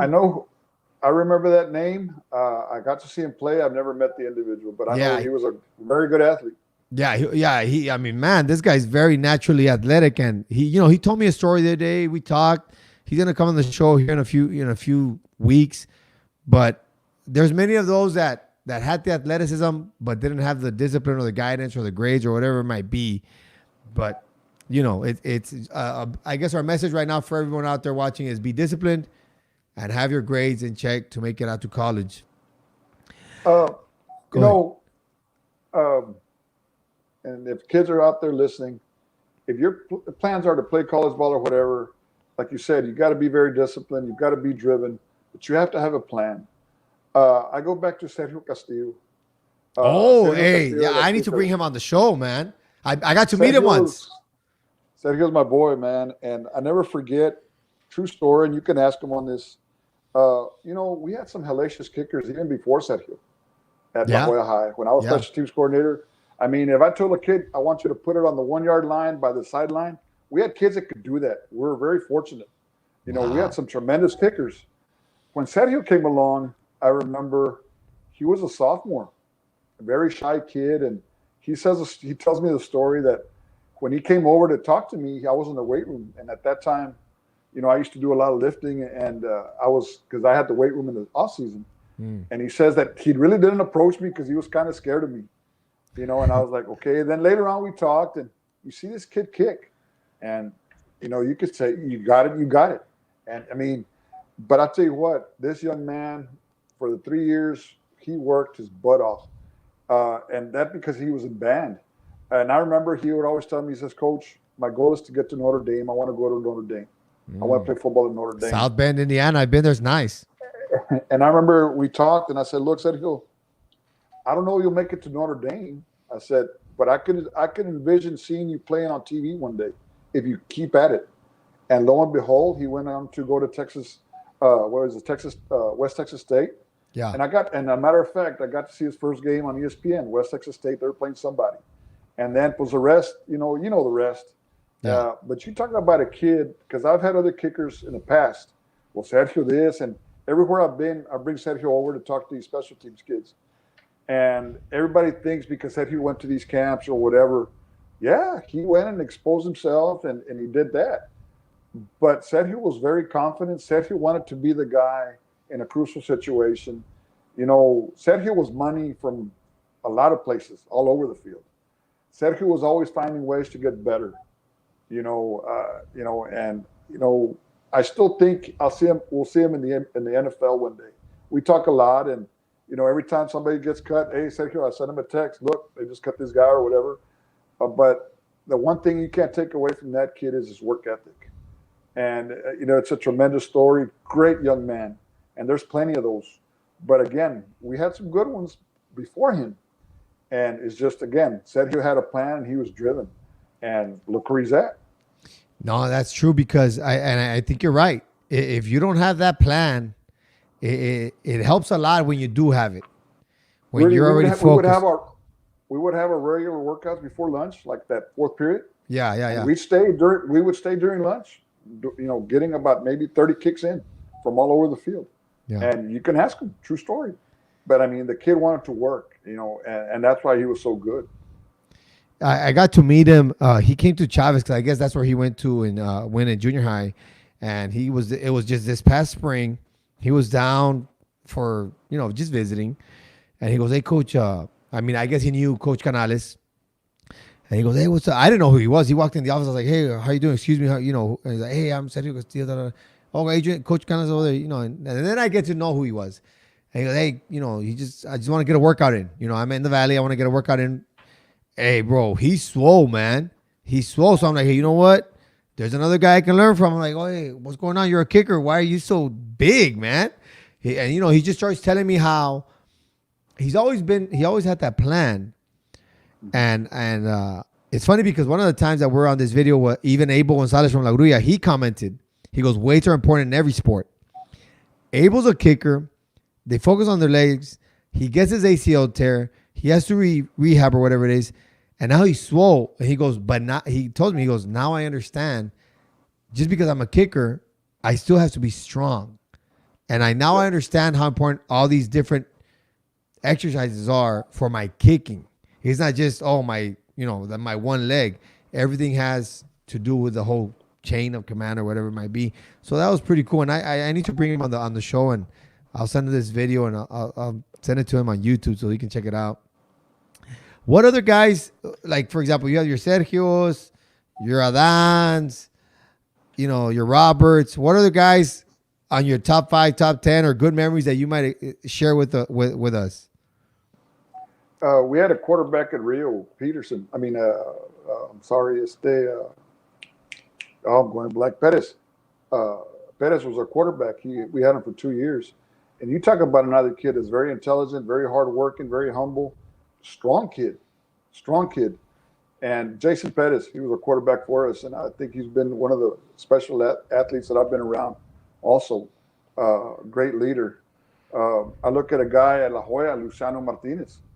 I got to meet him as a coach. And I never forget with him because when he was going to UT, I remember he was a senior right before we split up. And a lot of people, when that off season of the senior year, well, obviously he was already out of the program. And there was a lot of naysayers like, this is a kid that had a dream. And he wanted to play football at UT. And he wanted to walk on. And I think some people would kind of like laugh at him or whatever. And he would come over and lift with us over here at our campus, at the freshman campus where we're located. And I remember asking him, Luciano, you have a plethora of equipment over there. Why are you? Not that I'm not going to close. I'm going to close the door to him. He says, "Nah, coach. I'm just trying to hear. I don't want to hear the negative." I said, "Well, you're welcome here anytime." So I remember through correspondence through UT and their coaching staff, the people that took care of the walk-ons. I mean, it was a lengthy deal. I mean, we corresponded several times, asked about his character, his grades, all kinds of stuff. Well, lo and behold, he ended up making it. And I tell you what, for a kid that, he had it rough. And I remember every time I'd go up there with a state meet with a track or whatever, I made it a point to visit him. And we always kept in touch. And there were some times when he wanted to quit. He didn't feel like it was worth it. And I remember sharing this conversation with him. I said, son, you're wearing a jersey that not only me, but there's plenty of people wish that were just on the team. Man. I said, you're going to packed stadiums. You've been at the Rose Bowl. You've been everywhere. These are life experiences that not everybody can experience. Yeah. And I remember he ended up finishing and he did great. And I'm glad that he's back over here at his home school, providing leadership and giving some insight to these kids, and a tremendous kid. And I never forget, he played defensive tackle up there, Another one, Robert Salinas, who went to Arkansas. Same situation. Great kids. I've heard that name. We're very fortunate. Robert, he was a specimen. He was in Adán Montalvo's class, I believe. Ándale. Okay. Yeah. So that's an ongoing conversation of who the best athlete is, and I keep hearing names that might beat Adán Montalvo out. So I'm gonna have to have a sit down conversation with Adán and be like, look, man, not that many people mention your name that often, man. No. I got nothing but respect for that boy. Yeah.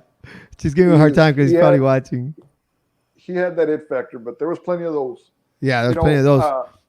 A lot of people don't know this, but I also coached baseball. Is that right? My first 3-4 years there at La Jolla, and I was around some really good athletes. Yeah, I was in that group. Wait, so did you coach? If you coached Robert, did you coach Payo? Yes, sir. I was on that staff. I was in charge of the outfielders. Yeah. Mm-hmm. How was that? Okay, I mean, I didn't bring you on here to talk about baseball, but we'll talk about baseball because, pues ya sabes, in La Jolla, baseball's king, baby. Baseball is it. How was that playoff game? The famed playoff game, beating that Corpus team, man. Give us a walkthrough. Give us a walkthrough. I'll never forget my first year there. I was under Coach Victor Garcia. Me and Coach Farias were assistants, and we won district. And we ended up playing Carroll that first year. We beat them the first game at their place. I think we ruled them. It was 11-1. We beat their ace pitcher. So we come back and we lose the second one. I think it was like 5-4. We had an error somewhere and we lost. The third game they killed us. We just ran out of pitching. Yeah. The following year, we got a first round bye. So we're going to play, or actually we beat Laredo United. We swept them, and then we're going to play Carroll, and it was a 3-game series. And I don't know why we're going to play on a Friday. We were going to play Thursday, Friday, and then Saturday. So we're playing Thursday, and for whatever reason, they decided to throw their third pitcher against us, number 3 guy, and they were loaded. Yeah. And Payo was pitching for us, and I want to say, it might have been maybe like the third inning. We're down something like maybe 5-2, something like that. But I think in baseball, you need to go to the 5th inning for it to be declared a game. Well, I didn't even look at the weather, and I don't even remember that weather was going to be a factor that night. Well, all of a sudden, here comes a storm, lightning, and all kinds of stuff in the 3rd inning, top of the 3rd, I think.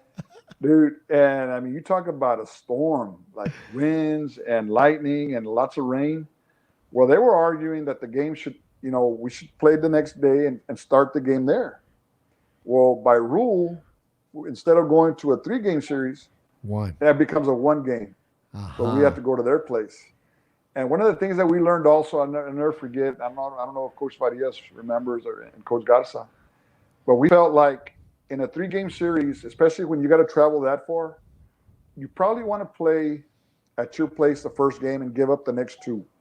Reason being, you treat it like a regular ball game. You go to bed early. The next day, you get up at the same time. You're not tired. It's just like if you were playing at home. Yeah. I think that first year with Coach Garza we had to travel back and then play a mid-afternoon game.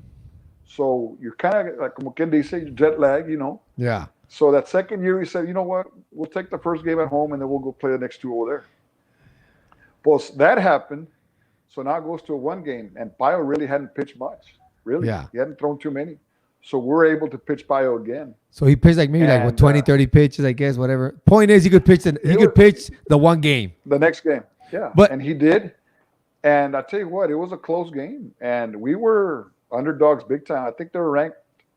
They were in the top 3 maybe. All I know is because I have family in that area, they sent me the picture the next day because we ended up playing on Saturday. It must have been a Friday, and we played on Saturday. It was a Sunday paper, and it says, what was it? The biggest upset. What was it? Upset of the year, and we beat them at their place, and then we go play Austin Bowie in San Antonio.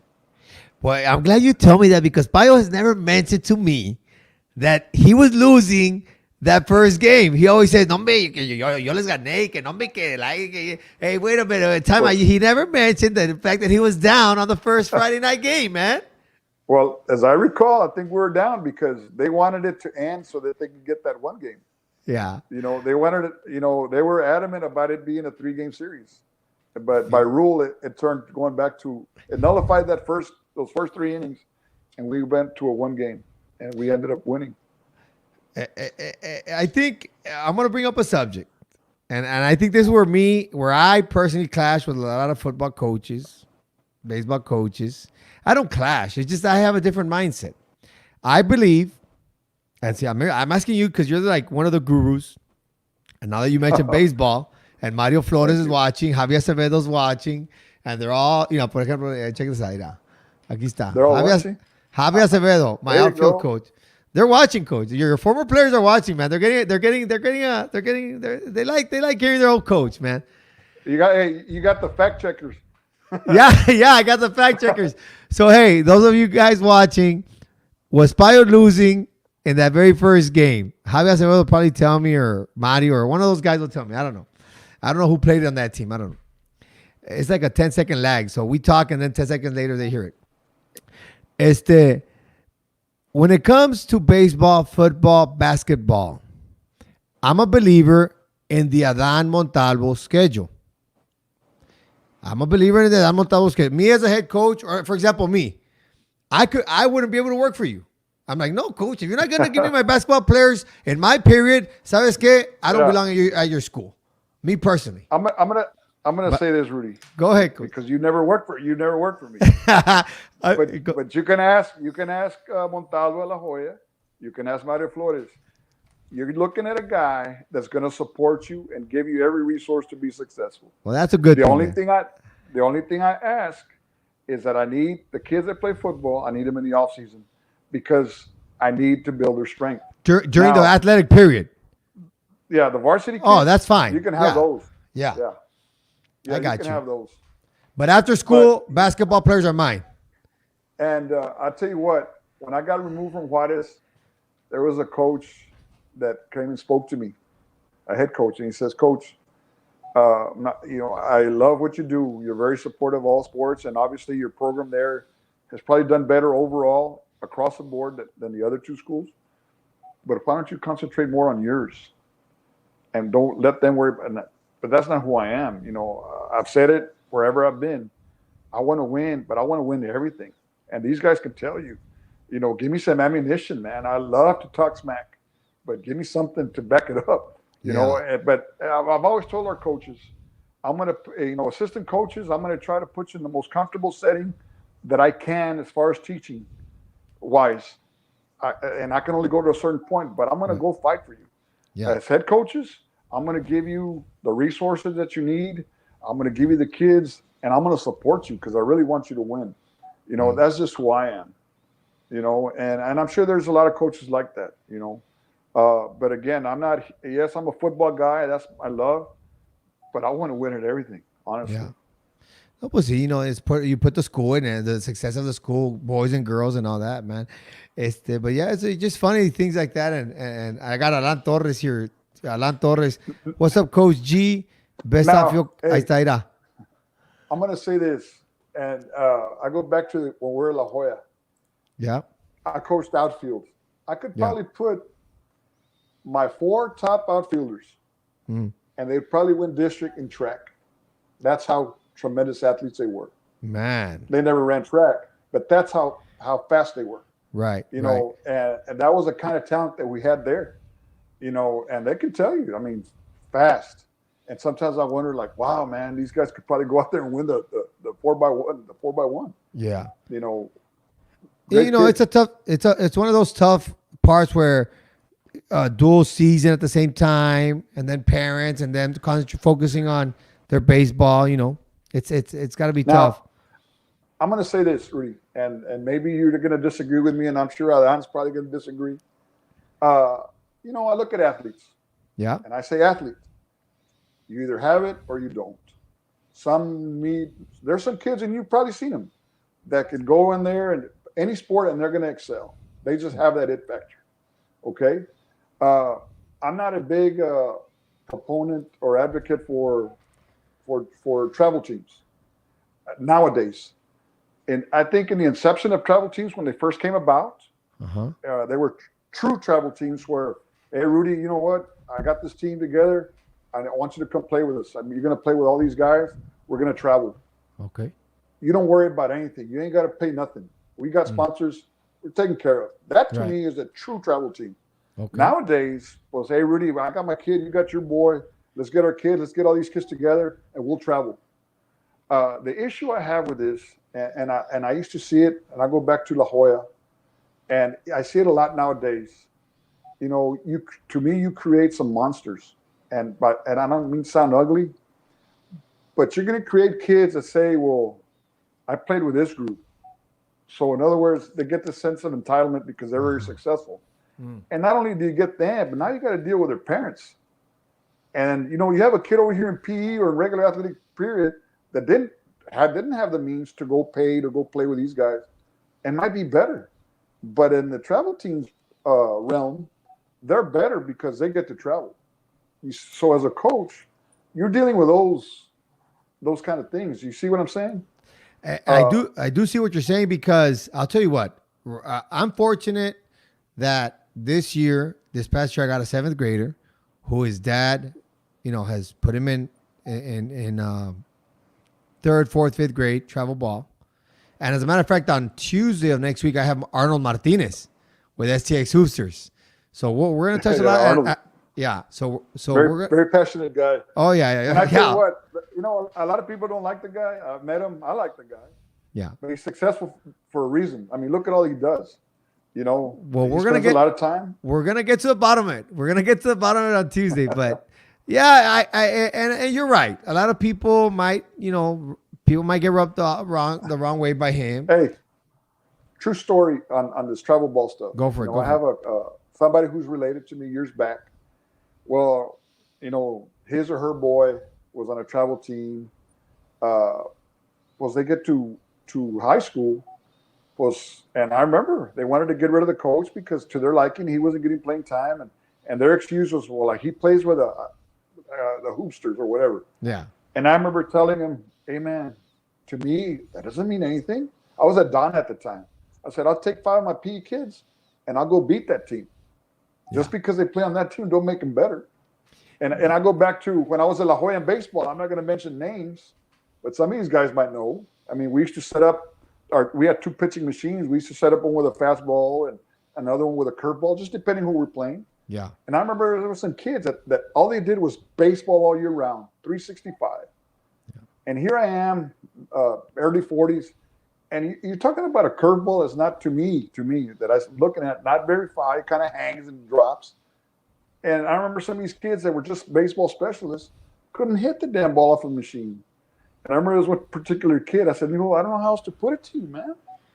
I said, this is all you do. You're the one that's supposed to be ripping it. Yeah. Hey, and I would say, I'm 40 years old. I could get in there and rip the crap out of that ball. They say, oh, look at this kid that's coming over from basketball or from football. They don't spend half the time that you spend, and you're allowing them to take your time, your spot, which you deserve. But that goes back to the deal where that's why I believe in a multi-sport athlete. You encounter so many things that you develop some confidence, and you need that in order to be successful. Yeah, you do, man. And I think confidence, and that's one of the things I touch about is I'm a fan of, like I said, I probably could work for you, just, give you a hard time. But I'm a fan of a kid. I'd rather have a kid play, especially their 9th and 10th grade year, in 2 to 3 sports because of the mental toughness that they learn how to compose with football. During football, they got to pay attention to the coach, learn how to get coached, react to the game, all these factors. Come basketball or whatever, wrestling, whatever.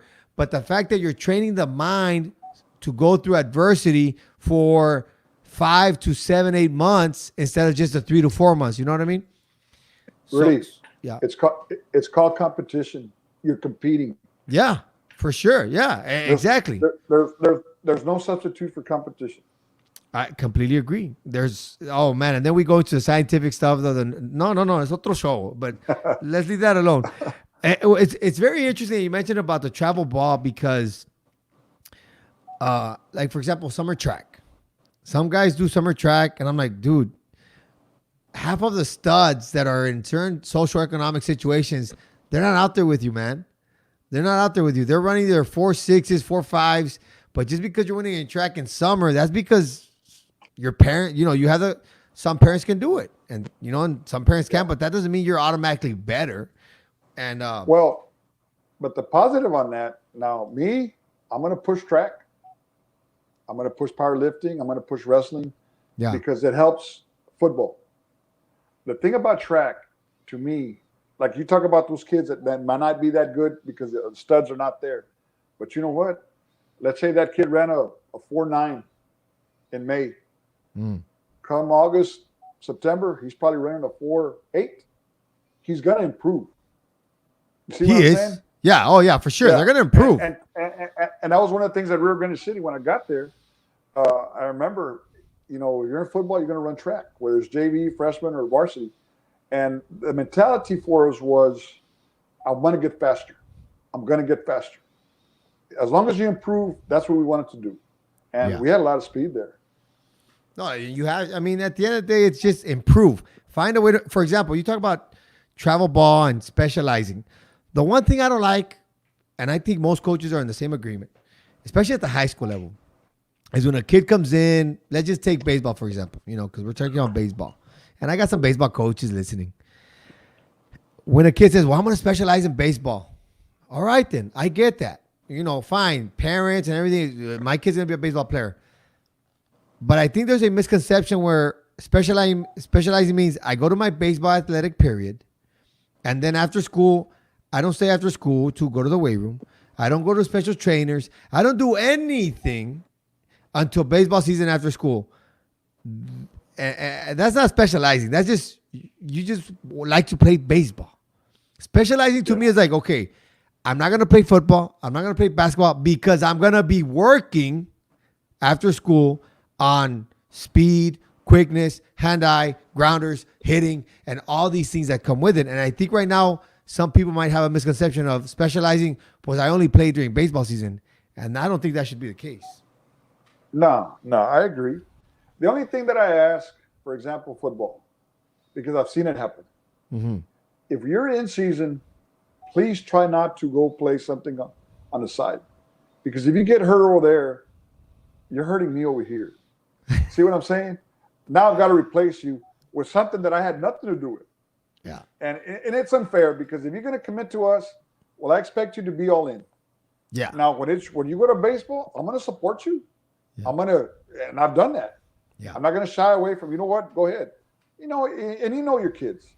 But the only thing I ask, because to me it's very disrespectful to the guy that's next to you who's giving everything he's got so that you can be successful, and then you go get hurt somewhere else. That's not right. You see what I'm saying? And it happens in all sports. Yeah, it does. All right, so we're back in the day. The story. Playing basketball season. I don't know if it's Thanksgiving break, Christmas break. I don't know what break it is. Los camaradas ahí en la colonia, hey, let's go play some tackle football. You know what? It was Christmas because we had how Christmas has those dead days. So I'm like, yeah, let's go. We go to McAllen, the Boys and Girls Club in McAllen, ahí en La Zavala. I don't know if you know the 29th or whatever it is. Yes. Pues, I'm going, we're going to play against these guys. All gangsters, bro. We're playing against all these gangsters. I'm a senior in high school on the varsity team. And there's this one guy, all tatted up. Yo soy la pared, whatever, talking smack. And, I juke him. It's sandlot football. I juke him. I go that way and I come back. No, que la pared. No, está bueno. He blindsides me. Because all I know is I do this. He passes by me. And the next thing I know is I wake up on the bleachers like this. I was like, what in the world happened? They tell me a story. Dude, when you passed by, he whiplashed all the way around and he just punched you. And I got a concussion, right? 2 days later, and I bruised up and everything. 2 days later, I had to show up to basketball practice. Hey, what happened to you? What happened to you? No, es que pues ahí en la casa, we're playing. I had to make something up, man. What am I doing playing football with a bunch of gangsters, man? And so I lived it, and I advise, like you say, just don't get hurt while you're in season. Try to protect yourself. It's one of those things. It's like in football, and especially around this area. Everybody thinks, parents, no quiero que juegue mi hijo, he's going to get hurt. And you deal with a lot of that. Yeah. Okay? I remember we're at Juarez, there was a young man named Abraham Góngora. He had transferred in over from Rio Grande. And he was a baseball kid the first year. But he didn't play football for us, but he was a good-looking kid. And I finally convinced him in the offseason he was going to come out for football. He went with us in the offseason. He could have been a full-back linebacker. First game of summer ball, they're playing there in La Jolla at the old stadium. This kid runs into the fence, tears up his knee. And then I remember looking at the mom, Like here you were saying that you get hurt in football, and look where you got hurt. You know. So I mean, it's just written in the stars. You're gonna get hurt. You're gonna get hurt wherever. It doesn't matter. And You I know. believe that. I believe that it's written in the Yeah. stars. If it's in the stars, you're gonna get hurt or you're not gonna get hurt. But Yeah. everybody's different about that. All right, coach. In yours, you mentioned you worked for 12 years at La Jolla. It's just one of those things that I'm interested in of success. Is you worked for coach? Some of the guys that you worked for was Casas, Oki Villaseñor. Who else And did you Freddie work for? Hernandez. Freddie Hernandez, and that just those three. Yeah. And then Rio Grande and Don and all these things. What 2-3 major factors make teams that successful? What is Honestly, it? Yeah. you know, yeah, when I was at La Jolla High, obviously we were very successful. We had a tremendous talent pool. But you know what? Our kids, we had some big ones here and there, but for the most part, they're just like any other kid. But they were very, extremely tough. But the point is, we had good athletes. If you got good athletes, if you got resources like that, you should be successful. The next thing is you had good coaches, then you're going to be pretty special. I was very fortunate to have worked for those three gentlemen. I learned a lot from all three. My better years were with the Coach Villaseñor, who he was there the 6 years at La Jolla High. And again, we had a group of coaches that we were kind of like brothers. Did we all get along all the time? Probably not. But in the end, we took care of each other. And I think that was very special. I go back to when I was at Juarez. You've got this mentality, you're going to win. And I remember my dad one time, we were very competitive. And it took my dad to see, because I hate losing. I hate it. I hate to lose. And I remember my dad one time pulled me to the side. I guess he saw it in me that I was kind of like beaten down. And he said, son, he goes, mijo, he goes, your kids love you and they do very well. They compete. But at the end of the day, you don't have the athletes that West Localese has, or that Ed Couch has. You're going against some monsters. They're one school towns. They got more athletes. Like you said, some of our kids were a little bit behind as far as the development of the sports because of demographics or whatever. Right. And it's not to make an excuse, but it is what it is. Yeah. You go to a place like Donna where the whole community is all in. It's all about football. It's apples to oranges. Very different situation. Yeah. There's some jobs here in the area that to me, it don't matter who's there. And don't get me wrong, they've got some good coaches. Right. But you take a place like Harlingen, and Manny's done a tremendous job over there. You take a place like Edinburgh Villa now, Sharyland, Pioneers fixing to be that school.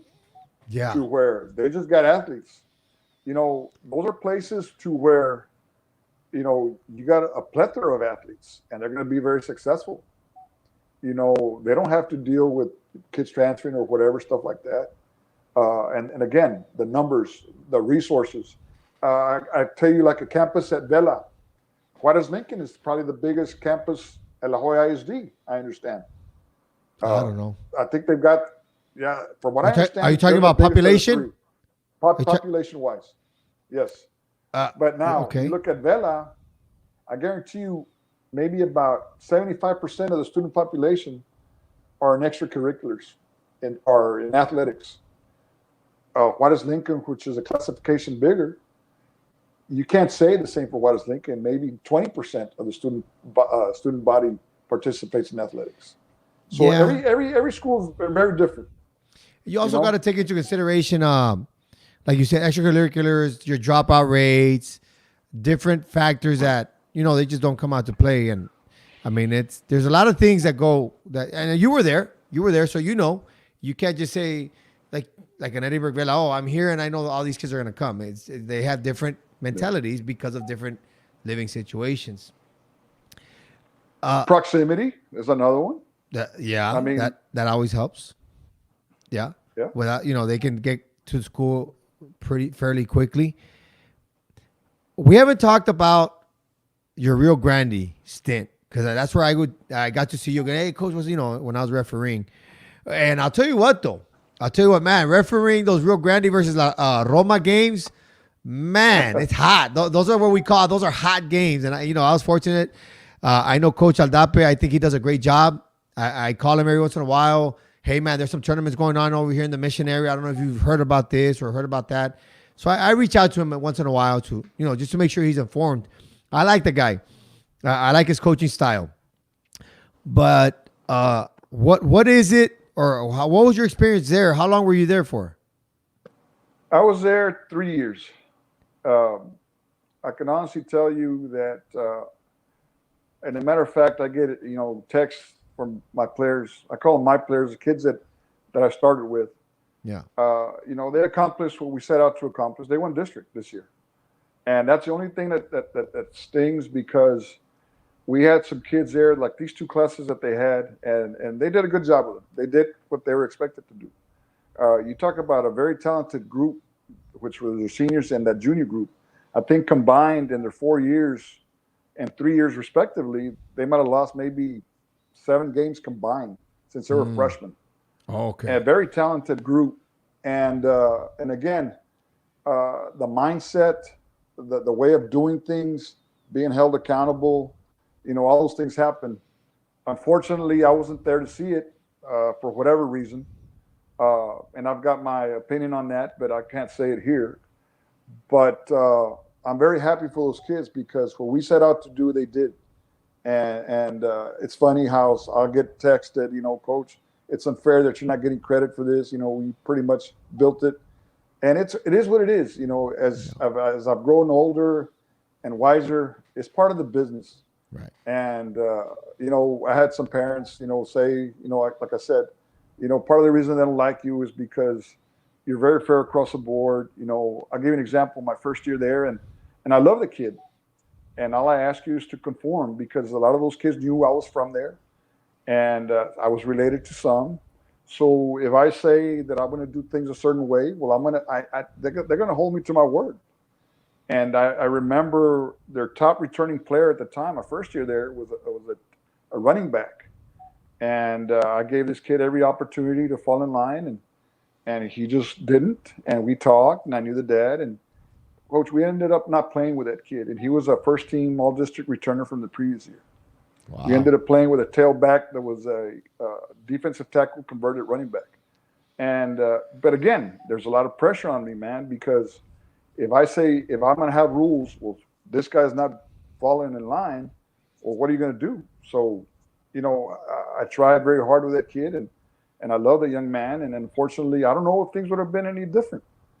But I can say that in the 3 years, I was expecting to experience the success that they had, and I could show you. I think overall record in the 3 years that I was there, from freshman on up. I know the first 2 years we had 5 teams.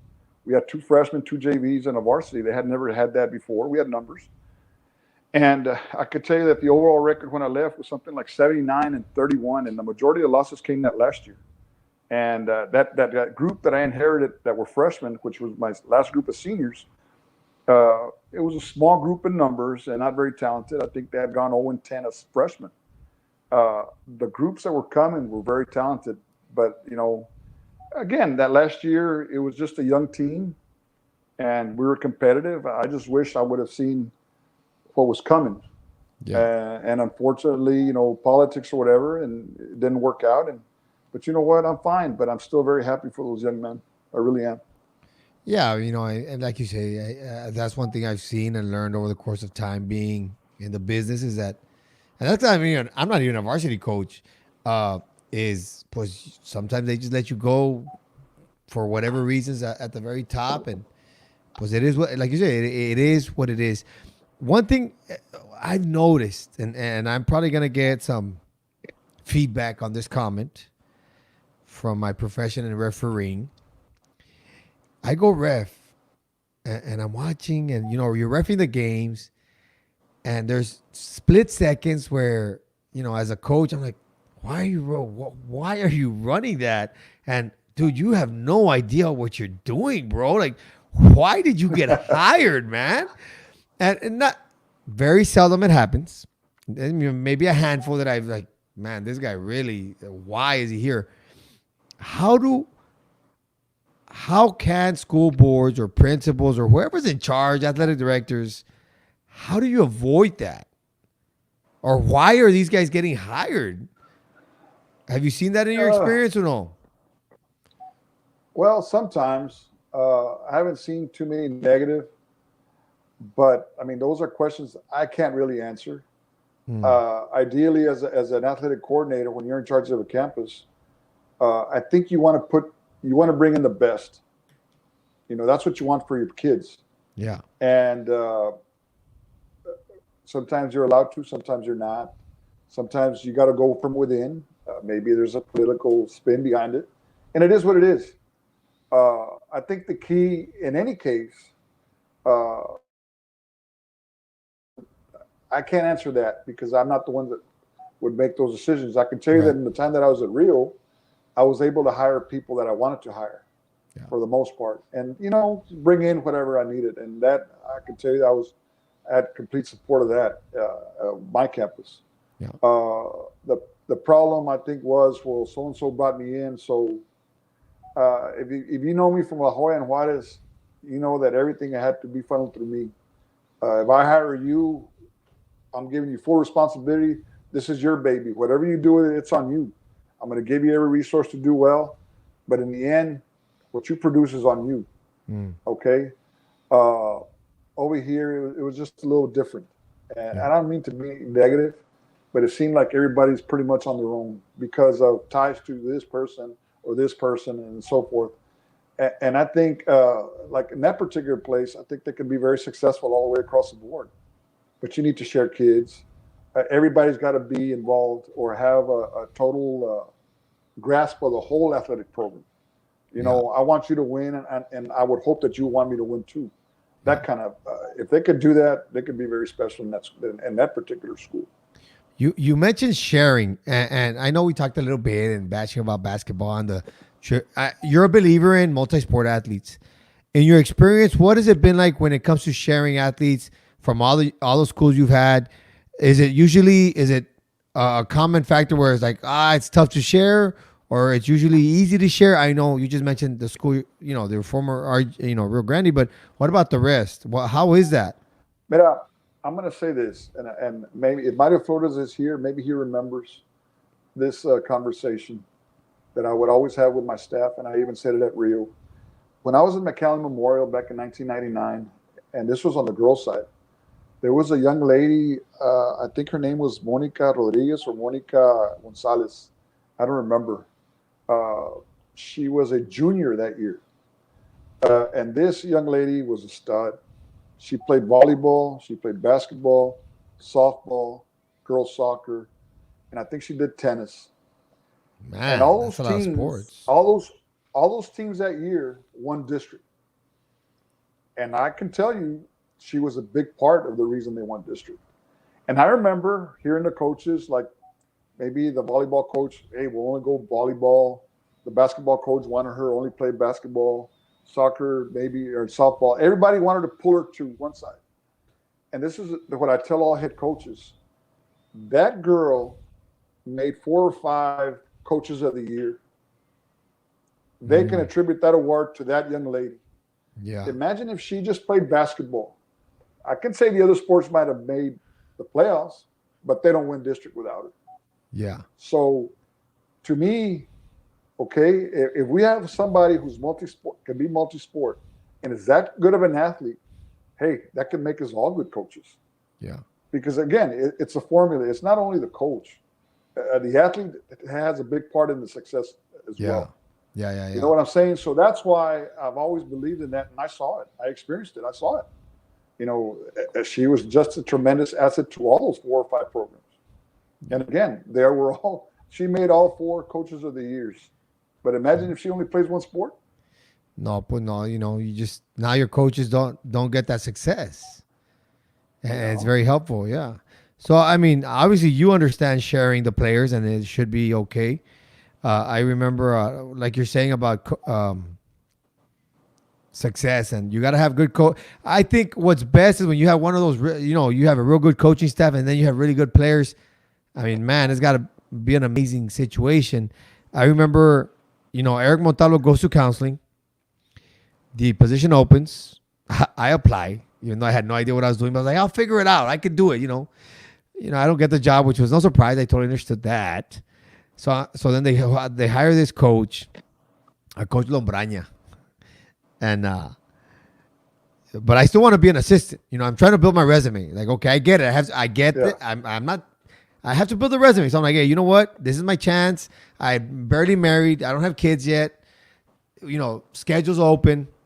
So I go and I interview with Coach Lombraña, and I sit down with him right there, and he goes, we start talking, and what are your offensive mindsets? And well, hey, coach, I got 4, 5, 6, 7 different sets, and then that are solid, and then and I give him all this stuff, right? And different philosophies. And then he goes, coach, but can you get players to score? I go, coach. I said, coach, I can have your players get the open shot. We can get players to have the open shot. But if they don't go in, it could be Phil Jackson in here, man. It really doesn't matter.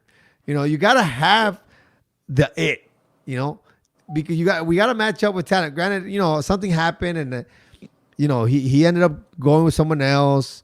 Even though after he told me, hey, you're gonna be my guy, and I was cool with it. I've always been very, hey, I'll adjust. I got to figure things out. I ended up coaching JV that year at Juarez. It was a hard year for me, man. It was hard. I went like 2 and like 30. It was just tough, but it was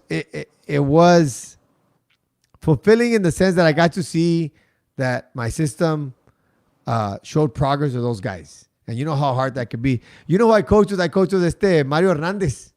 You know Mario or no? Yes. Yeah. Oh, yes, what that was a great guy, great time there. But, your resume is awesome. We've been here a while, and I'm sure everybody's enjoyed it, and we can keep going. But let's come and bring it to a close. And something that I do with my guests is the advice to the coach, the parent, and the players. So let's start with coaches. And I know you've shared a lot of your stories. And if you want to go with your stories off, by all means, share your wealth of knowledge. What would you tell coaches coming into the system and coaches that are there right now? Okay, to coaches, coming in or being there, is have a plan, stick to the plan, be genuine. Be genuine, because kids nowadays, they can read you like a book. Okay? Be available, be visible, be supportive. Okay? Like you said earlier, if you're going to get on a kid, make sure that kid don't leave without you talking to him. Yeah. Explain to him why. Yeah. If a kid doesn't know, show him how. Don't just yell at a kid. One of the things that I learned through the years, you got a lot of coaches that are really loud. And maybe I used to be with one of those when I was a kid. When I was younger, a young coach. Yeah. And I've learned that because you bark loud doesn't mean all you're doing is putting on a show. The key thing is, if it's wrong, show them how to do it. The other thing is, be ready to be an older brother, maybe a father figure. That all comes with being a coach. It really does. Don't be critical of other coaches in other sports. Don't answer questions for other sports. If the question is not pertaining to you, direct it to the right person. Don't give your opinion, because somebody will run and say, well, Rudy said this or so-and-so, and that could put you in a bind. Always be supportive of each other, especially in the coaches, whichever, men's and women, whatever, always have each other's backs. If you don't agree with something, you know what? There's a time and a place, talk about it. Okay? The other thing, as head coaches, surround yourself with good people, good coaches. Don't surround yourself with robots. What I mean by that is people that are just there and you got to tell them what to do. And that's all they're going to bring to the table. I know how I am, and I don't know everything. And if you're there and you see something that might help us, well, say it. Bring something to the table. You know what I'm saying? Yeah. Because that might be what gets us over the hump. Yeah. And I've always said, I don't want people that they're going to do what I tell them to do. Bring some ideas. Fight for your ideas. Explain why. Hey, you never know. It could be the missing ingredient to your formula there. You know, to parents out there, I encourage their parents to let their kids play. There's nothing like a parent. You know, I've seen some parents. My boy plays basketball, and I've seen some that are pretty tough on your kids. I look at those sports like basketball, baseball, where everybody sees you, and when you mess up, even in football, everybody knows you mess up. Yeah. And for you to come home and get on them, hey, nobody wants to mess up. And in football too, and as coaches too. I mean, everybody knows he messed up. Tell him what he did wrong, fix it. But as a parent, and I know because I have a boy that played, you can come and tell him. If I tell him something, man, he takes it to heart. Yeah. And I think parents need to be supportive and be ready because your time's going to be everywhere. As far as parents to coaches, if you got an issue with a coach, don't be one of those parents out there, because everybody thinks they know best. I guarantee you the coaches know what they're doing. Just let them do their job. If you have an issue, go talk to him, go to his office or her office. But there's no need to be out there bad-mouthing people, especially because a lot of these coaches have their families there. It's not right. Yes, they get paid or whatever, but, I think parents should be better on that point. To the athletes, be ready to do what's asked of you. Don't limit yourself to, I only do this. And you know what? I encourage you to play others multi-sports. You never know. You might be good at something that you never really tried. And then with the athletes, make sure you stay on your grades. If you want to play at the next level, have a plan and stick to it and work hard at it. That's all I can say. Chingacos, man, thank you so much, man. I really love your insight, man. And hopefully we can get together sometime like way we did that one time with Eric. And thank you so much for being on the show, man. I really appreciate your words. And I'm sure a lot of your ex-athletes are gonna enjoy the show, man. Hey, take it easy. Have a good night, coach. Hey, puro coyote, We'll see you later. papá. Thank you. Que no se te olvide. Yes, sir. Ándale, bye-bye. Ladies and gentlemen, that was Coach Aaron Garcia. Man, I love hanging out with that guy. Character, a lot of knowledge. There's a lot of things that I forgot to mention. They come at me, but the conversation, the flow of the conversation, hopefully you guys enjoyed it. Once again, tonight's broadcast was brought to you by good old For Life, Together Building People, and Mendez Sports Training, building speed and sports skills for youth. If you're interested in your transfer factor molecules, you can find it at forlife.com/Rudy Mendez. If you're interested in some marketing time, message me. I could put your company on the spot. Let me know. You guys, everyone out there, hold on real quick. Everyone out there, hey, you guys have a good night, man. Hopefully